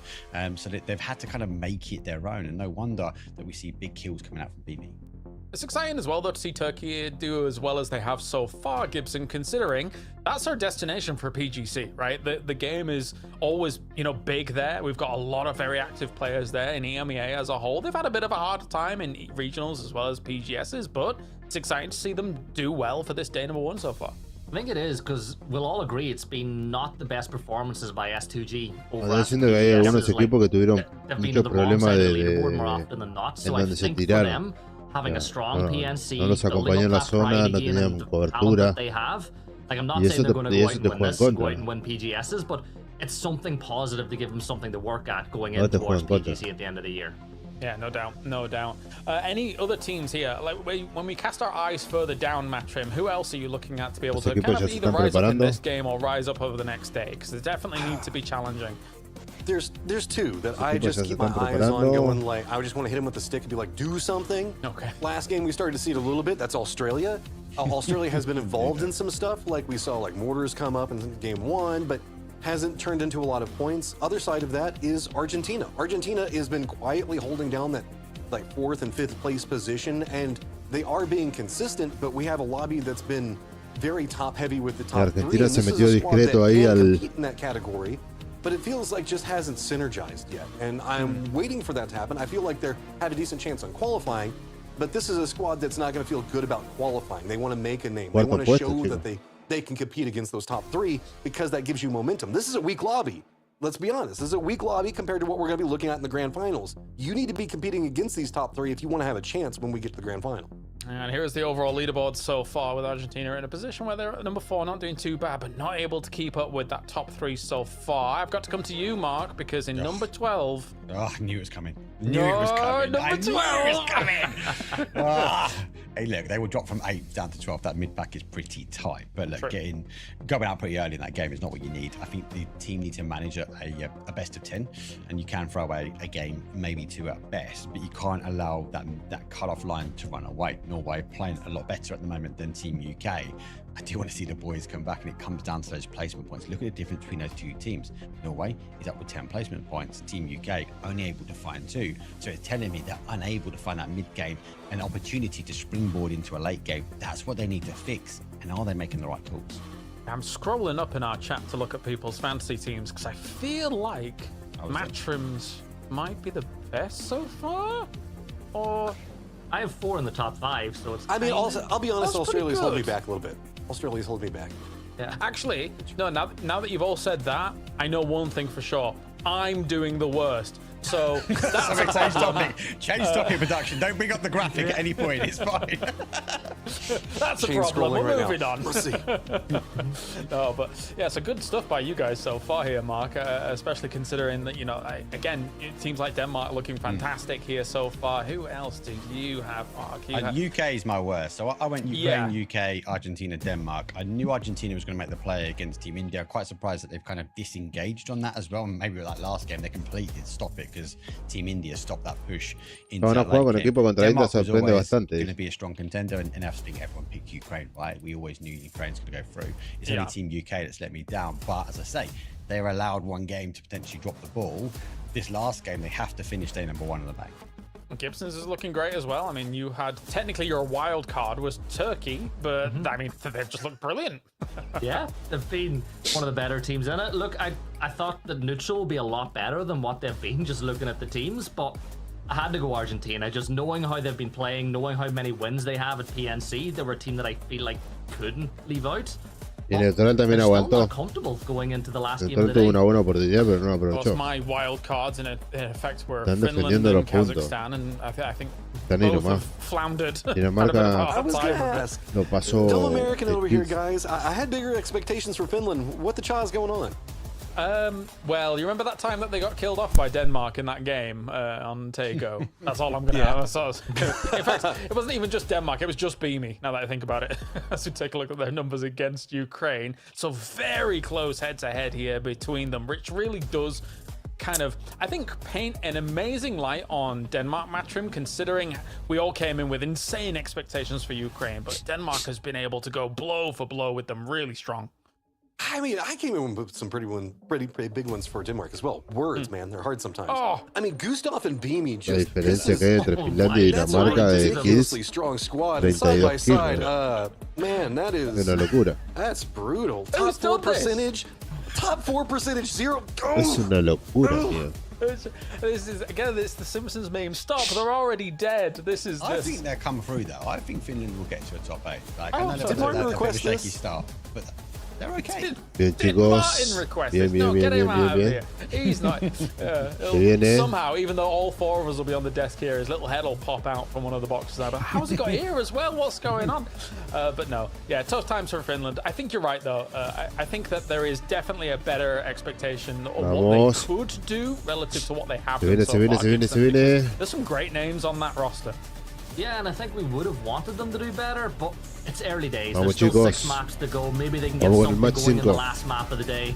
But I've always said it, if you want to win, get a fin. I'm being made look a bit like an idiot so far today, though.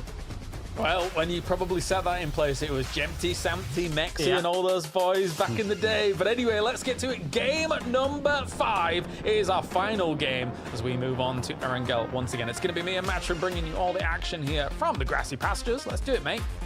All right, well, end of the day, there's a lot of storylines, of course, top 3 that we're going to be looking at, but the rest of the pack still has opportunity. Like we were talking about, 27 points right now is 4th place. You can get that in this game. There is the potential for it. We've been seeing squads do it time and time again, but you got to get the top 3 to falter. When you get a playing path that's pretty much straight across the map, anything can happen. And India has already pivoted. You can see it on that west side, West Road coastline. They have gone elsewhere. They don't want to have to deal with Argentina being annoying across both yards as well as potential of Rozak. I think Argentina realizes that and is stretching very thin, knowing that India is not coming with them. So quite a shift considering what could have occurred in the middle of this map. Catching a quick glimpse at what's going on with Japan in their landing. They're going to be pretty open around Gatka, nothing to be concerned about. Vehicles secured early for multiple players, so that way they can kind of continue the trash looting strategy that's going to be over there for the time being. Kazakhstan's going to be making the push down to Primorsk. They should be fine. Looks like they were trying to make sure that Upchin couldn't go around it, but Kazakhstan, India, Japan, great position early as this is going to be pretty much a quarry circle. That also has the potential for a lot of what. Imagine if we just get a full Primorsk ending, because it's possible now. I mean, I love Primorsk endings, man. Yeah, they're fun. I mean, admittedly, there have to be a lot of south hard shifts, but you know. Well, the way these competitive circles go, never. Not multiple hard shifts down in one specific direction. That never happens. I mean, even if we look over to where India's at, into the west, there's a lot of capabilities for some fun circles over there. If this leans more north, that's going to be the more sad section of it, as we're getting kind of a glimpse back on what was going on with the circles and rotations from the last game. Yeah, as we have, of course, seeing how Japan was able to make this work on out, and I think they were afforded quite a lot of room early on, which was then able to parlay themselves into decent positions, decent spots later on. It wasn't like the heaviest kill game coming in from Japan here, but they knew how to control the space required on the west side to be able to continue those west shifts. Yeah, I mean, you nailed it right there. It's just about keeping enough control over in that western area, because a lot of the clustering was happening more Japón está avanzando. positions, kind of what was happening with Japón avanza, sabe que tiene la zona muy comprometida. Prefiere tomar alguna posición para tratar de aguantar y sumar los puntos. Acaba de ganar en la partida anterior, así que aprovechó entre Malasia y... I mean, the fact that it's kind of that symbiotic relationship on some of those positions, right? You kind of like effectively Esto fue lo de la partida anterior. Cayó Ucrania. Time goes on with these kind of spots. It's not too bad at all. I guess it's like an unofficial agreement of like, okay, yeah, but if we peek over, we're going to end up causing damage to one another. But the fact that Japan was able to take out Ukraine over on the west side of that circle as well, very, very important stuff. Este fue Dinamarca, India y Japón. Just kind of the slow roll into the tail end. I mean, they had the numbers advantage. They knew who they lined up. This was just good scouting. They knew where the solo up for India was. They knew where Denmark was because they had already done the damage beforehand. So they sweep it in and just close it out very fast. And this is something a lot of squads that I would say that are newer to competitive or playing on higher ends can struggle with. So you can see that Japan understood how to counterflank around, get control points from every side angle, and just close it efficient. Yeah, I know you're keen on Japan doing well. 20 points for them. Argentina quedamos cuartos. Not bad at all, but I know you would just, maybe like to have an event or two in Japan. Esta partida es decisiva. Argentina tiene que sentir puesto 4 I love Malaysia. I love Thailand. But, you know, there are other countries in the area that maybe we could dance out and visit a little bit, you know? I wouldn't be opposed to it. I like the fact that we're getting a splash of Turkey this year. Yes, I mean, it feels like a really weird year for me, especially considering that normally there used to be a period of time where I would do so many events in Europe and that kind of local region, but now all of a sudden EWC is in Paris, PGC is in Turkey, which is, you know, half Asia, half Eurasia, so half Europe even, I should say. So it feels weird. I don't have to fly much at all. It's great. Oh, yeah. Tell it to the guy that's awake at 2 o'clock in the morning and casting and still has to travel all around the... Oh, yeah. Just move to Poland. It's a lovely place. I'm getting tempted by the day. The way that these schedules work, man. I figure it's got to work out pretty well, as it looks like we're starting to get set up with everything on the circle. This is over in Lippo, not inside the circle, really far over in the east, where it's going to be Malaysia. Making their rotate, they're going to have Turkey in front of them. Back on the circle, we've got India, Kazakhstan, Chinese Taipei, Australia, Japan, as well as Argentina, all going for very prime positioning early. You can see trying to see if they can get the most out of this circle, get as much points as possible.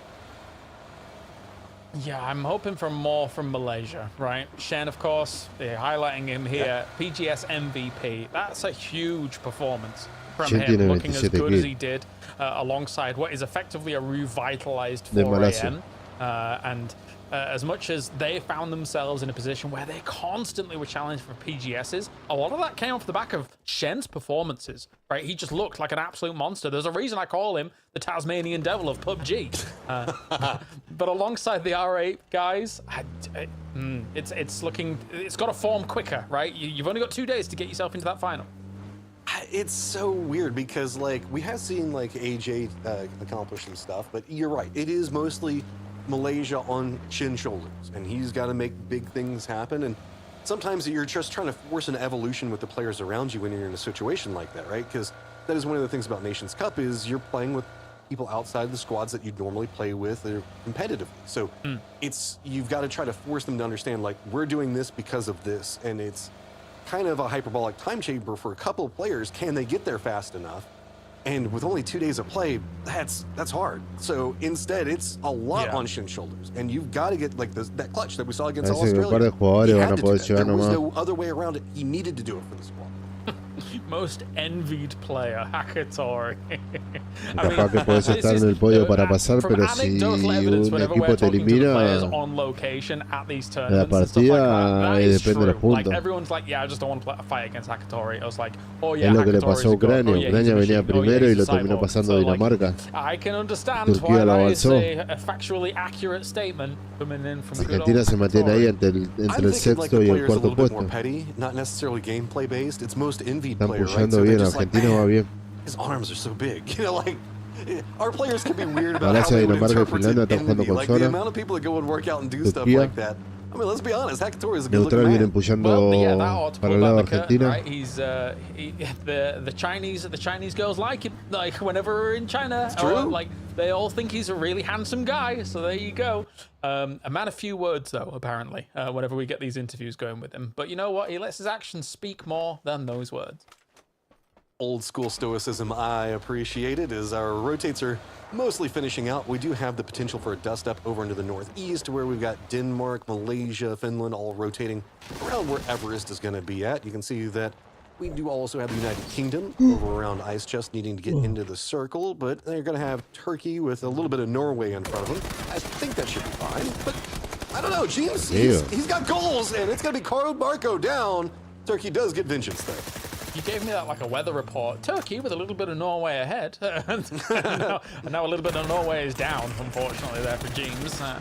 Unfortunate casualty to take as the rest of Norway is rotating on past. I don't really think they want much of this fight, though. Although that said, that's good shots here from 80 and Techers. They do take down Code Marco and Celtic, so maybe they can get the blue chip back on the board. The only problem is that's a very west circle shift onto this beach line. That's going to cause some problems here for these teams.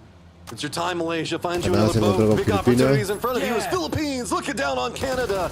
Canada going for the early game aggressions are going to get punished for it yet again. Philippines high ground just too strong. 2 players already down. Can't quite get the third. There it goes. That is just Philippines on top. That's a full wipe from Aya. 4 kills for him. Look at him, he's smiling, he loves it. Neutral pasó Argentina. Yes, what a hold. Filipinas se pone en el cuarto puesto. 4th place por right now. In and amongst the big names so far. What a great Filipinas showing from them so far here for day number 1. Of course, the rest of them do need to kind of coagulate and get back up top here. As a little bit of a retreat on out. They were holding a lot of space. Vamos, Pipa, vamos, capitán. Them. So Alec getting away from that, making sure they don't lose any casualties. This is great play from the Philippines.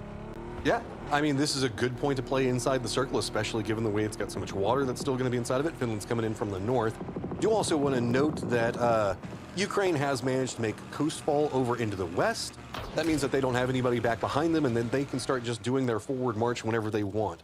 Over into the east, it's a lot more clustered as it is going to be neutral. That's Filipinas acaba de sacar el puesto a Argentina. East gatekeeping what's going to be happening with Japan just in front of them is a couple of these tail end squads are going to find that yes, there's still territory to claim in the circle, but it's not going to be comfortable. Australia adelanta. I mean, again, an accelerated game state in these kinds of circles, and Ukraine has taken a very interesting position alongside the west coast as well. So that they've taken such a 2-2 that actually it stops teams rotating on around that beach side and really kind of cordons off any maneuvers from other teams from that spot. So kind of scary. The rest of these teams currently crashing in on the east side here. Denmark going up against the UK, who potentially had the chance of maybe some hot drops going on over in Rondo. Wasn't end up being the case here. Mixon takes some shots against the UK. Keta takes down Michael. So already Great Britain losing someone very early, but T-Bone responds. Not bad. I mean, neutral just forced Great Britain over into this angle, and Denmark was trying to set up around it, but couldn't really get as much of it as they wanted to. It's getting a lot more dicey over into the northeast. As you can see, even Malaysia this might choose to go for a 3rd or 4th party, as there is just nowhere for Great Britain to go, just one up. And look, neutral still on the hunt. They're getting involved in this, now starting to take shots at both sides of it. I don't even know where UK can go. De zona. No, this is a tough one. Oh no, goodbye Great Britain. It's Okay, my heart bleeds. Anyway, moving on. We've got ourselves the opportunity here for as India does get that circle shift into what is an extremely large compound. I won't even call it a compound, right? It's like very separated across the world. It can be difficult to defend, but there's a lot of open area around it. So if teams move in alongside you, you've got an opportunity, a window to shoot at them. But usually you would expect a team to move in on the south side of that compound and kind of exist alongside you. Oh yeah, the key feature on this one for me is the road that cuts right through the middle of it. There's a big drop off over into the east. A lot of teams are going to have a high ground advantage on people that are playing kind of swampy and field lands. It's going to be very hard to navigate, especially given the fact that the cluster into the northeast is the squad that's going to have to move again. So it's going to be Malaysia, neutral, Denmark, Finland, all coming into a much more entrenched positioning coming up from squads like Philippines, who we just saw pop off. Australia also right along that same line. But it is going to be this more center defense coming up for a lot of these teams. And Finland doesn't have any choices. They're just going to have to move this aggressively, and Philippines are just going to give it away. I don't mind this at all. I agree. Still separated off. You've got to be very careful about that. Yes, you've been able to make one insane hold actually happen, but I don't know if two is going to be the case, especially since Finland's still very proficient at this gunplay, gunfights going down. Of course, you can't know that it's exactly Finland there in that moment, but Sata does realize that an entire fight has gone down there and is checking out some of them boxes along the way. Yeah, Finland's got Corexi, I believe, up in the air right now, and Philippines saw that, pulled away, realizing the fact that all their positioning had been revealed. Neutral's got nowhere to go, so they've just got to cut the path, and they're going to be running right next to Malaysia. Are they even going to take any shots at it? It's going to be the Aussies on the other side. And shots come out. Shin's going to go down. Neutral coming in with big firepower. Big slide on past, trying to find themselves a little bit of a spot as well, taking down Shen. Yeah, very important. Australia también. He is really a lot of the gun power here from Malaysia at the moment. Flow. Australia, though, does know exactly where they're moving on around and below them. As a doozy does get fall to Tiggleton of all people. So now, see if Australia can clean up a little bit more of this. But Malaysia's looking for revenge here. TGL deja mucho que decir también, nades, gonna make it a little bit difficult for Lou. The curve around gonna make it a bit scarier, but everything's starting to calm down. There is still Luke 12 back behind this, but there's a new contender in Denmark. Late rotate coming up from them and Turkey both, and it looks like Denmark might be trying to pass in the same angle that we saw Neutral take. It's going to be Australia's Luke 12, already taking pot shots at them to maybe shoot them away, but Denmark's coming in full gusto. We're going to have a fourth party joining this real quick. We may, yes we may here. Where are you going to actually go? Tiggleton does take down Mixon completely, but here comes Beanie and the boys looking to just rocket on through. I feel like there wasn't even really a shot taken on a drive-by. Gustav does finish off empty though. See if like Levante and the boys can continue to survive on. Beamy's found himself a crater. Not bad at all. Use the car as cover on what would be the vulnerable side of that crater, considering it's on the side of a hill. Like that setup. Gustav did have to rotate more to the north, so he's going to be trying to wrap around through more open territory in the fields, but the circle does pop to the south, make it even more complicated. Kazakhstan's going to find themselves in the center, Argentina up to the north, and then a lot of squads just playing right along the edge. Notice that Ukraine's gotten even closer. Already starting to take a couple of shots at the teams that are starting to rotate around them. Bit of a focus is also happening down to the south. I like that thing said that Ukraine and Chinese Taipei fight was 90% imminent. Meanwhile, they're nowhere near each other. So there's maybe some bugs in the machine for sure. But anyway, it's got Neutral here. I'm burning out at the moment. This is a problem as well, as Lou unfortunately falls to his death. Tiggleton trying to do a little bit more damage against all of this, but I think for Neutral, they've got themselves stuck between a rock and a hard place. You're on that road, yes, technically it would shelter you from some fights going down, but if there's teams right above you, it can only last so long. Yeah, and most of their vehicles are probably just absolutely wrecked at this stage. You're going to be limping your way into the circle, just hoping the other squads move faster. Malaysia's getting some vision on Denmark. Doesn't quite get the knock, but AJ at least shoos him away from an angle of defense that he was wanting to try to hold. Finland's now going to be coming in a little bit more for center play, and it's going to be on to Kazakhstan to defend. Markup, not bad things against Scav at the moment on the other side of this here as Vastori tries to... no, I can't tell if he got run over there, but it will be Sata that actually finished him off. Hobber trying to deal with a little bit of this aggression coming out from Finland at the moment, shooting through some of this foliage as well. Simply confined with the barrel. A little bit blow for blow at the moment. Not really a full shutdown, but on the other side of things, Neutral is gone. Yeah, that's no big surprise. A couple of squads just finding angles onto him. Finland and Kazakhstan is kind of contained. They're in their own little bowl right now, so this is their own fighting arena, but Australia's going to be getting closer and closer by the second. Chinese Taipei down to the south might get some vision on it, but you can see that this is a pretty vertical section leading down into the more defended position that Kazakhstan's playing. With all of the smokes down, it's kind of created its own separation to where Kazakhstan doesn't want to go back up into Finland's vision because they're afraid of where Australia's going to be playing from. Kind of the side angles of approach. Yeah, there's moments where you need to have other teams kind of firing over across what you and then have basically having them cover you. Están pushando Argentina, Filipina está pushando Argentina. Bien pipa, bien pipa. Vamos, vamos, vamos pipa. Allen bots as well. Vamos pipa, vamos pipa. They can get done, trying to get into their shack, knowing that on this north side it will give them a bit of a reprieve from some of the firefights that are going down. They see in the distance as well. Philippines still on the warpath. I feel like Philippines is always fighting, and Beamy's got something to say about that.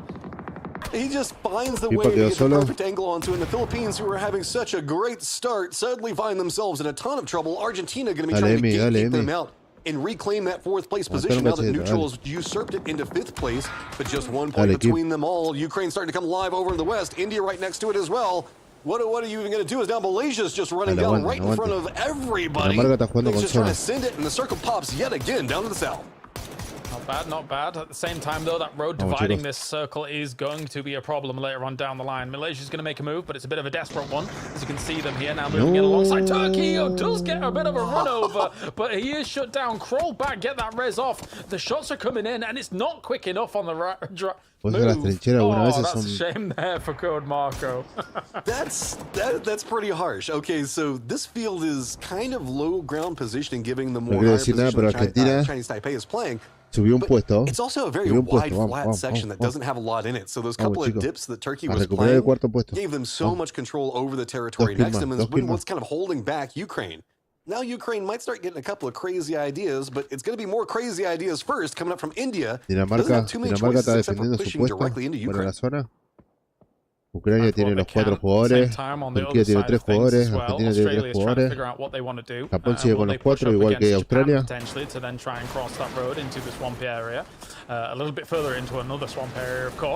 Kazajistán knows that there potentially will be some movement going on there. Quiere pushar a Finlandia. Well, we'll lay low. We'll wait and see what goes on here. Finlandia está acorralado. Hey, they're center of the circle, man. They're feeling good right now. They're center of the circle in the center of the circle. So life is good enough as Norway looks like they're trying to creep in on one side of it. Kazakhstan realizing that they're starting to become a little bit more of a focal point from the squads over into the east, and what was providing them safety in their little mini arena a while ago is going to be potentially its own problem, as everybody's going to be running down into it for cover. SAS trying to get some information. No moving going on there against Kazakhstan so far. Dinamarca sigue peleando el podio, looking the way of Japan, knowing that they're eventually Japan needs to move, but so do they. So I think they're biding their time, waiting for Japan to make that move, try and take those shots, and then maybe backfilling, crossing the road and trying to enter their position as well. That being said, though, Japan's already got to cover. So Australia's missed their opportunity here to be able to get any knocks on them. That means that they're going to have to move on just the direct east side, because I don't think they can backfill that now. This is just very well played from Japan. They read how the cover was going to present for them, knew the fact that they could get away from Australia, creeping forward as they go. Norway's been a lot more hot and heavy, having to just kind of run around back behind all of it, but Aitzi's going to go down. Defense for Australia on the other side quite strong, but the Aussies still got to get in this circle. Todavía está with 3 at the moment for Australia, trying to pull them up by the bootstraps. Ucrania, se está acercando Ucrania a Dinamarca. Completely dismantle India on that northern side. I think if you're India, I think you're cowering in your boots as well. Just try and stay away from Ukraine as long as possible. See if you can maybe heal in the blue. I don't know. Beamy's doing it just that, just in true blue fashion. But India's gone, dying off to the blue. Big push for Australia. If they can get the knocks onto Japan, this could be massive for them. But Kazakhstan now starting to do some defense of territory. It was going to be very close. So Australia's position that they were playing for, more vulnerable than they thought from a more active Kazakhstan. Circle is popped, and it is very favorable to Turkey's position as well as Ukraine, which is a big problem for everybody else. Remember, we still have the road that cuts through and that big drop-off into the eastern section. So everybody on high ground is going to be fighting amongst themselves while everybody else is fighting in the lower section. Argentina también está apretando a Japón. Like, the fact that, as you say, that road intersects still means that there is going to be a real big problem later on in this game for sure. That said, though, are we on a path for Ukraine 3 wins on the day? It might be the case here if they're able to continue to control that western side. Tiggleton here, though, pushing up against Japan. Finally, they do end up taking this fight. Monty also take down Sunny side up. Can they just keep sweeping? Yes, they can. Japan dismantled just like that. But it's not done for the Aussies. They still got to walk forward. Argentina on one side, Kazakhstan on the other, back into the more, I guess, cratery section of these fields. Turkey's still just trying to keep defense from Ukraine, and if they can keep it contained long enough, the rest of the lobby will appreciate it. Norway just kind of roams right in, and that is going to be a big distraction for Ukraine. Do they now go after the solo that is repositioned, keep themselves safe from their backsides, or do they focus in on Turkey? Well, now Australia is getting more mobile, and they are going to be going to the Kazakhstan side. And they're trying for it. Let's big push up here, and IM5 and Ermac go as quickly as that as well. So Flood, good job by him. That's 8 kills for Australia. Vamos, you cuarto ask puesto, him dale. for the Sacamos a Filipinas, Australian dale. fight back. Well, here we are. Here, as they've got themselves plenty of kills to boot. Not a bad spot to play as well. I think the next problem that will occur is the fact that Chinese Taipei, just on the south side across the ridge line. Technically, Finland is alive as well, in between them. I think that they'll stay as low as possible, though, until the very last minute. This is the lowest profile squad by far. I mean, Finland has just been kind of hunkered down inside that crater for the longest time. I mean, we've got stats for like how much movement somebody's done. I want to see how low a team has been for. Maybe Turkey might be able to fight them, given the fact that they've been having to deal with Ukraine for so long. They've had to just kind of hang out on their bellies for a bit. But I agree. Chinese Taipei has got to make some type of move here. What do you call that? The conga stat? The conga line stat? Is that? Belly time. I don't even care, dude. Let's call it something simple. Puede ser para cualquiera, chico. Es para cualquiera. See now if they can do anything about it. As now we've got Ukraine here, still looking the way of Chinese Taipei. That is across the circle. Maybe the AI was right, but yeah, they were quite far away from each other before all of this. Now, having hunkered down on this circle, at least it's across the way. As even mortar shots coming in. Bien Keen ahí aprovechando ese mortero. This is on the Finland, maybe Australia. I think that the line might be a little bit more onto Australia. En Argentina, Argentina lo está intimidando a Australia. Should be fine. But I like that Argentina realizes the threats and approach, because the way that this hillside kind of wraps, no sabe qué hacer. You have to assume that whoever's going to be winning this low ground firefight is going to be the squad. Argentina va a tener que empezar a adelantar. New circle pops, and yep, Argentina's going to have to make their way down a little bit more to the south, and Ukraine still just got to figure out how to deal with these craters in front of them in Turkey.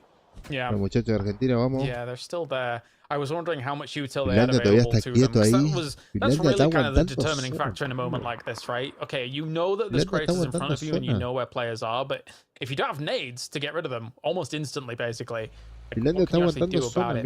Maybe they're just, you know, being very reserved about any usage of it and are holding on to it, but regardless of the fact, it feels like almost certain kills if you're able to identify where they are. Chico, aguanten, I'm just waiting for Chinese Taipei to kind of like down into this. They can't really do it too much because Ukraine is doing some shots across the circle at them, but that has forced them to play more onto this eastern side of it.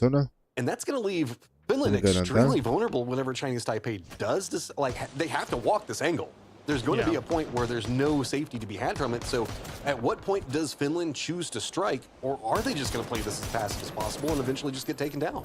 It's definitely a slow roll. I mean, there's technically a world where Australia doesn't actually even know that they're there. It's unlikely, but they came along after the fight had gone down prior between other teams, and those other teams are gone now, who had information and a bead on where they exactly where they were. So could be laying low and no, I mean, that nade is going all the way over towards Chinese Taipei.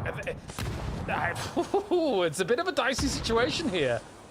Yeah, if Australia just walks up this hillside and they don't have a read on where Finland's going to be playing at, Finland can absolutely ruin them.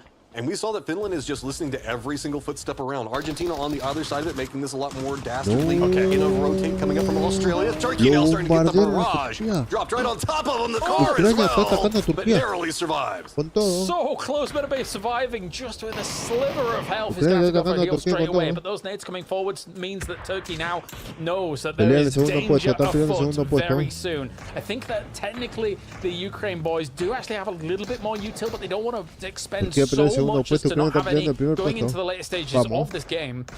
As now Turkey still holding on down. Chinese Taipei slow rolling it as well. It has been an agonizing pace here for these final moments, but I think it's just because all these teams know exactly what's at stake. Okay, Australia is starting to get more focused in the Argentina line, and now it is going to be Ukraine making the push on top of Turkey. This is going to be a dangerous step down, and that is going to be Hakatori down right on the cusp of positioning on the crater. Just enough with the way that the circle is set. Ukraine still has to move, but let's not forget there's a player for Norway over here that could creep up and be a third party at the worst time for Ukraine. Yeah, can Turkey completely scupper any potential strength that Ukraine would have had? It's looking like it right now, as Hakatori being down. There was just no sound cues against Medabay there. Like, the smoke was down. That would, even if he was moving, that would hide some of it. And then now, difficult times here to be able to make something work. Or was it Celtic? It might have been Celtic. Anyway, regardless, no sound cues against Turkey. And now, Chinese Taipei feels like they have to make a move. Look how flat this area is in the middle, though. Oh. I mean, this is the time to do it with Ukraine being a bit more distracted. Finland comes alive. Corexi gets down too. The Aussies with their focus on Argentina are punished. Here comes Chinese Taipei. They've realized, and it is now just Corexi looking back up. He gets another one. Can he make it to safety? Oh, finally goes down. What a heartbreaker for Australia, not realizing what was going down here. Causing problems. And now here Turkey pops up once again here against Ukraine. One already knocked. Busic, though, doing tons of damage against them alongside Feyorist. Schiller finally gets rid of Tekkas on the backside of it here. Chinese Taipei might have a huge lifeline by which to finish off this game here. Now that Ukraine is taking casualties alongside Turkey.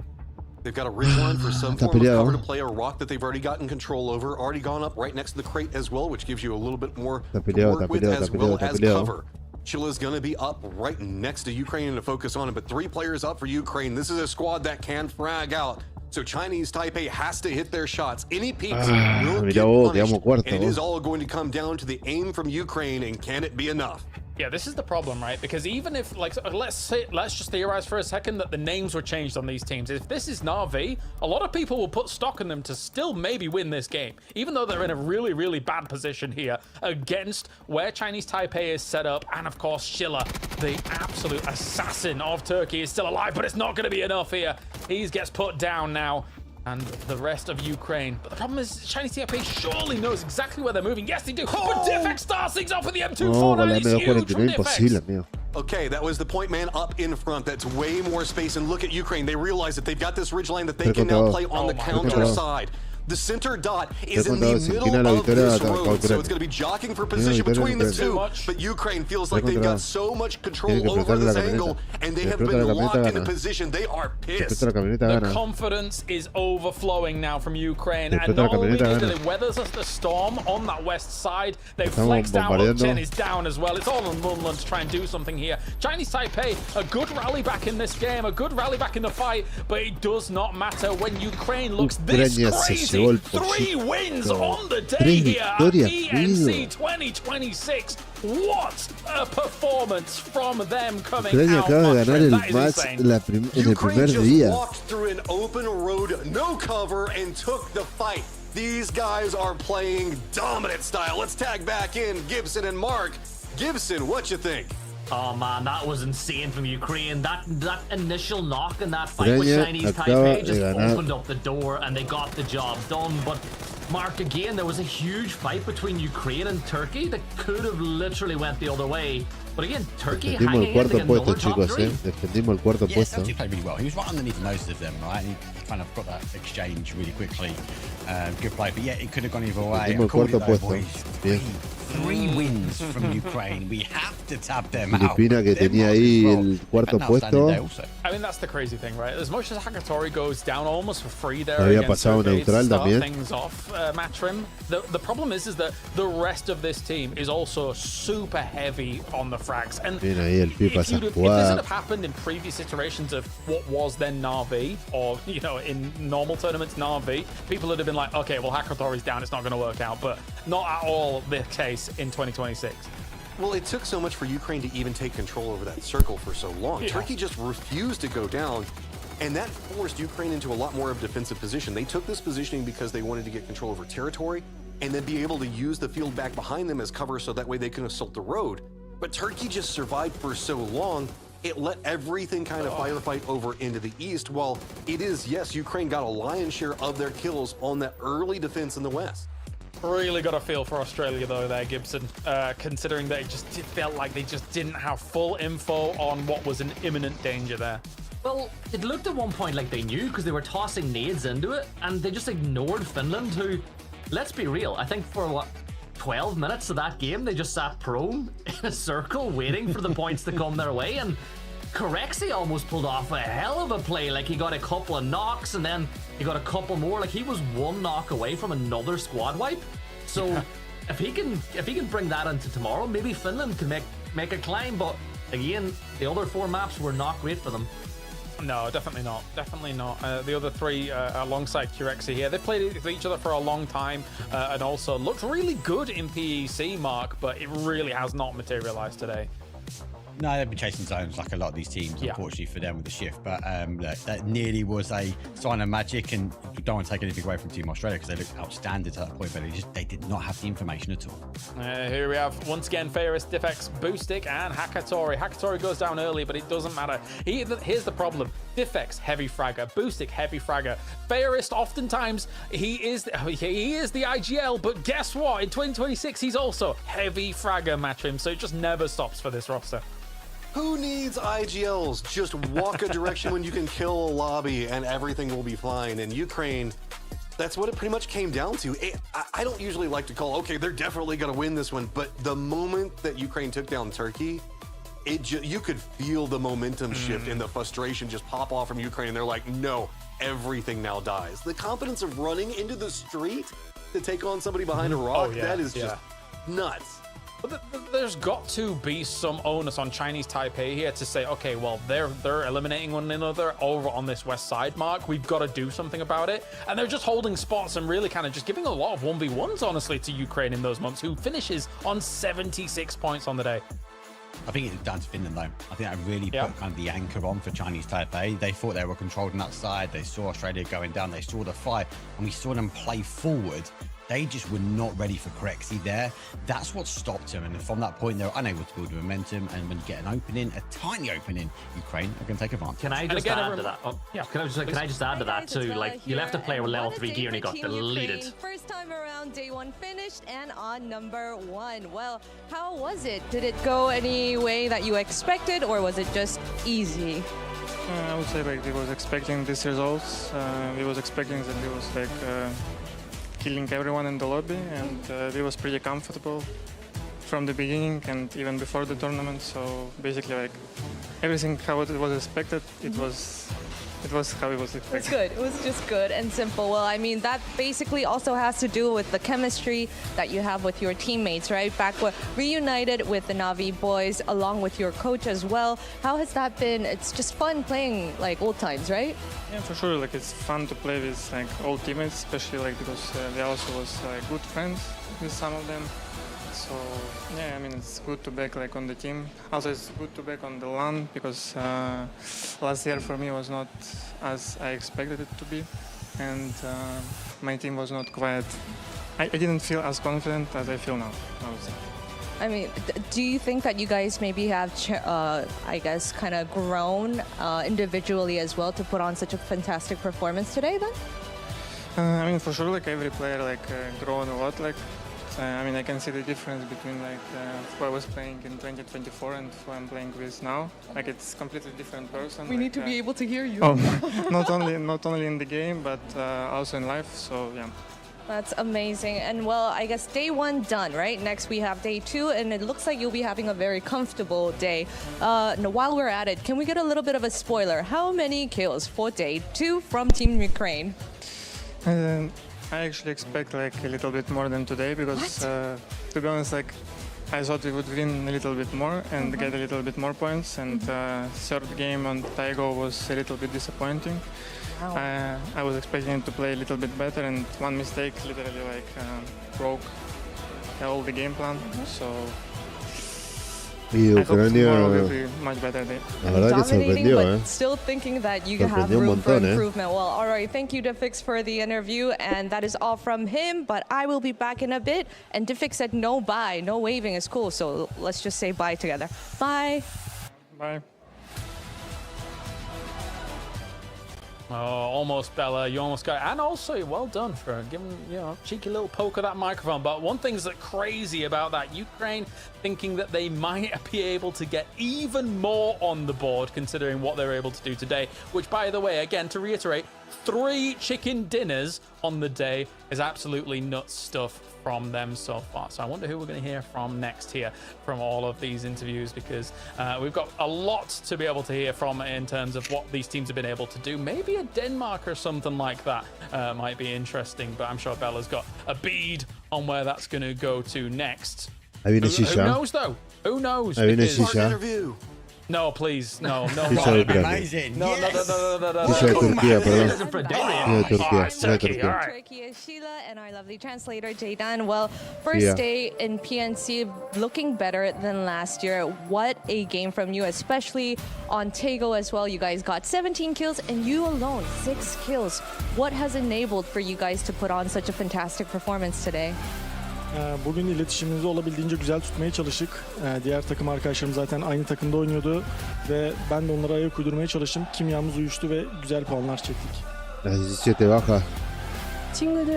친구들과 같이 합이 잘 맞아서 같이 이제 전략을 세워서 같이 노력하고 성공했던 것 같습니다.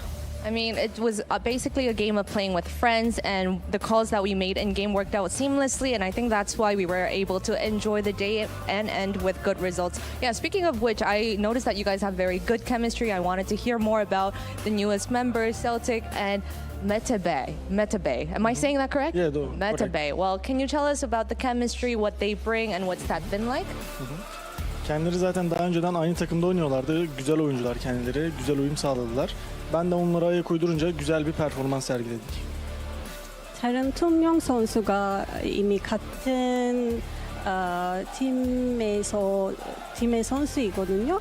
그래서 저도 그분들과 같이 전략을 세워서 그분들과 같이 합을 맞아서 그분들 따라서 그냥 같이 했었던 거라서 아마 성공했던 것 같다라고 합니다. Wow. Oh, right. Okay, you got that perfect Korean from Sheila, because you're basically Korean, right? Well, Sheila just shared that having the same players from the same team has definitely helped us to bring and blend the synergy on the server, and it definitely showed because we were very, very pleasantly surprised with how Team Turkey played today. Well, any expectations from you for day 2 of survival stage then? İkinci günde çok güzel bir oyun sergilemeyi düşünüyoruz. Yaptığımız illaki ufak tefek hatalar vardı. Onları kapatıp ikinci günde çok daha güzel bir performans sergileyeceğimizi düşünüyorum. 오늘 작은 실수를 조금 했던 것 같은데 그 다음 이제 경기에서도 잘 할 거라고 믿다고 합니다. Well, they're going to go over the little mistakes that they've made today, do the VOD review, and come back stronger tomorrow. Am I right? All right. Well, thank you, Sheila and Jaydan, for the interview. And that is all from us here for day 1 survival stage here at PNC 2026. But we're going to be back tomorrow for day 2. Same time, same place. You know where to find us. So we'll see you tomorrow.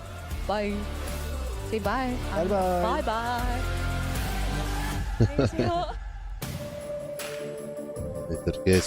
Turquía peleó. I can't keep trolling Bella with these interviews. I'm just like, say it on your essay, say it.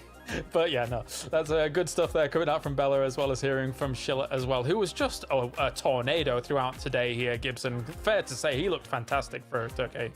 Yeah, you know when you speak to a player and they say, what's your objective? Oh, we're going to go do this, we're going to do that. And you're like, well, every player's going to say that. Well, he backed it up. He was so impressive today. I think him and Code Marco were the driving force between a lot of the points they were able to get. And you know what? If they keep that going, with the points they have now, they will be a shoo-in to play at the weekend. But the question is, once you get USA, once you get like Vietnam, China, Korea, it's not going to be as easy for them to get into the top 4 consistently. No, definitely not. Mark, I guess we're close to wrapping, so I'll take some final thoughts. I'll start with Mr. Mark Powers. What do you think about today? Good day. 5 games, obviously 5 more to go. No surprise from Team Ukraine. Bit shocked about Team UK. They need to come back and do it within 5 games. The biggest one for me actually is Team Neutral. Definitely thought they'd be higher up the leaderboard, so a complete reset for them. Doesn't seem like it's synergizing. So está explicando algunas reflexiones finales de lo que él vio. I'm being told we have to wait a bit, so we're not really wrapping things up. So what I'll do, that was Mark's final thought. If we could just like turn his camera off. and then we'll just no. Come on. I was gonna say, wait, we could do that. We could just finish here, and I can go grab some tea. But Matrim, yeah, I think very impressive results overall by EMEA specifically, considering how much of a kind of lead that they put on the rest of the lobby. Tomorrow's going to be tough for these teams where, again, we feel like it's probably fighting for 5 spots, right? Yeah, there's a couple of big opportunities for you there. Whenever I'm looking at it, it feels like Argentina, Aussies in the firefight, trying to just creep up back behind it. But we are, again, looking at about 30-ish points right now for 5 games. That is extremely doable for anybody to just jump up and try to take that. Sure, competing against the top 3 right now is going to be very difficult. If you can game plan, reset, try to figure out what was bad in rotations or anything else like that, there is still a world for everybody. Yes, even you, Canada, there is a world where maybe you can manage to make a way to qualify. Well, I think like half did that. Look, I'm an American. I'm like the American here. I can call it. Canada. Yes, I love the top you. hat of America. Yes, you claim ownership. I don't know what's going on. I think that it's interesting, right? Because for Canada, I think that we don't need to make any bones about it. Like, there's some of their players are just not as active currently, so it's always going to be difficult for them, Gibson, coming into today's performance. But at least with soaking up of points at the top, it does mean that cutoff point, as Matrim is alluding to here, will be a lot lower compared to some other scenarios, I would say. I think so, especially if those teams go into tomorrow in the same form today. But you're right, Canada have a lot of work to do. They don't really have any representatives at PGC or PGSs so far. Like K-Mine's only really getting back into the game this year after a long time off. So they look really rusty and they're losing a lot of fights that they shouldn't. But I'm more surprised about Team UK, right? Like Great Britain, bueno, chicos, they're on the wrong side of the board. They're getting obliterated in positions they really shouldn't. At one point, Mark was screaming like, T-Bone, why are you running back into the fight when all of your teammates have just been knocked? Like, I would have real concerns about them getting into the final now if they play anywhere near today like they did tomorrow like they did today. I completely agree. And a second final thoughts before we wrap up from Mark Power, specifically about Great Britain. 5 games, boys. We've got this. We're champions. No, we've got to think about they're getting caught early, and that's the problem. Look at the placement points; they're not getting placement points, so they need to work on trying to find a way out of the early game. It felt like a lot of teams might be hunting them down, or are they pushing the pressure into areas they shouldn't do? El hat-trick que se llevó Dinamarca también. All right, and I'm calling it there. That's done. We are done here for day number 1 of PNC 2026. A great day for sure, though. Very, very varied, aside from the one constant of Ukraine at the top, with 3 chicken dinners on the day here for our first day of survival stage. Tomorrow we're back, same time, same place. That does it for us here. We'll see you tomorrow for more PNC action. Bien, chicos, esto fue la PNC 2026 de PUBG. Así que vamos a estar también mañana, vamos a estar con la segunda ronda de la PNC de PUBG el 2026, así que no olvides suscribirte, vamos a estar acá alentando a la selección argentina. Así que nada, chicos, nos vemos, saludos. Esto es PNC 2026 de PUBG.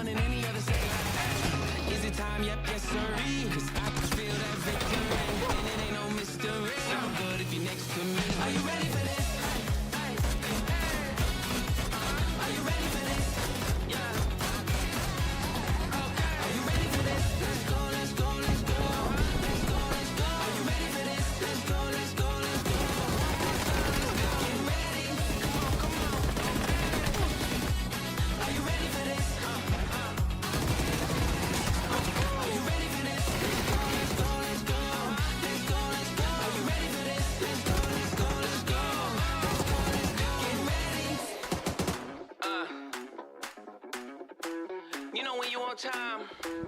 You ain't gotta wait.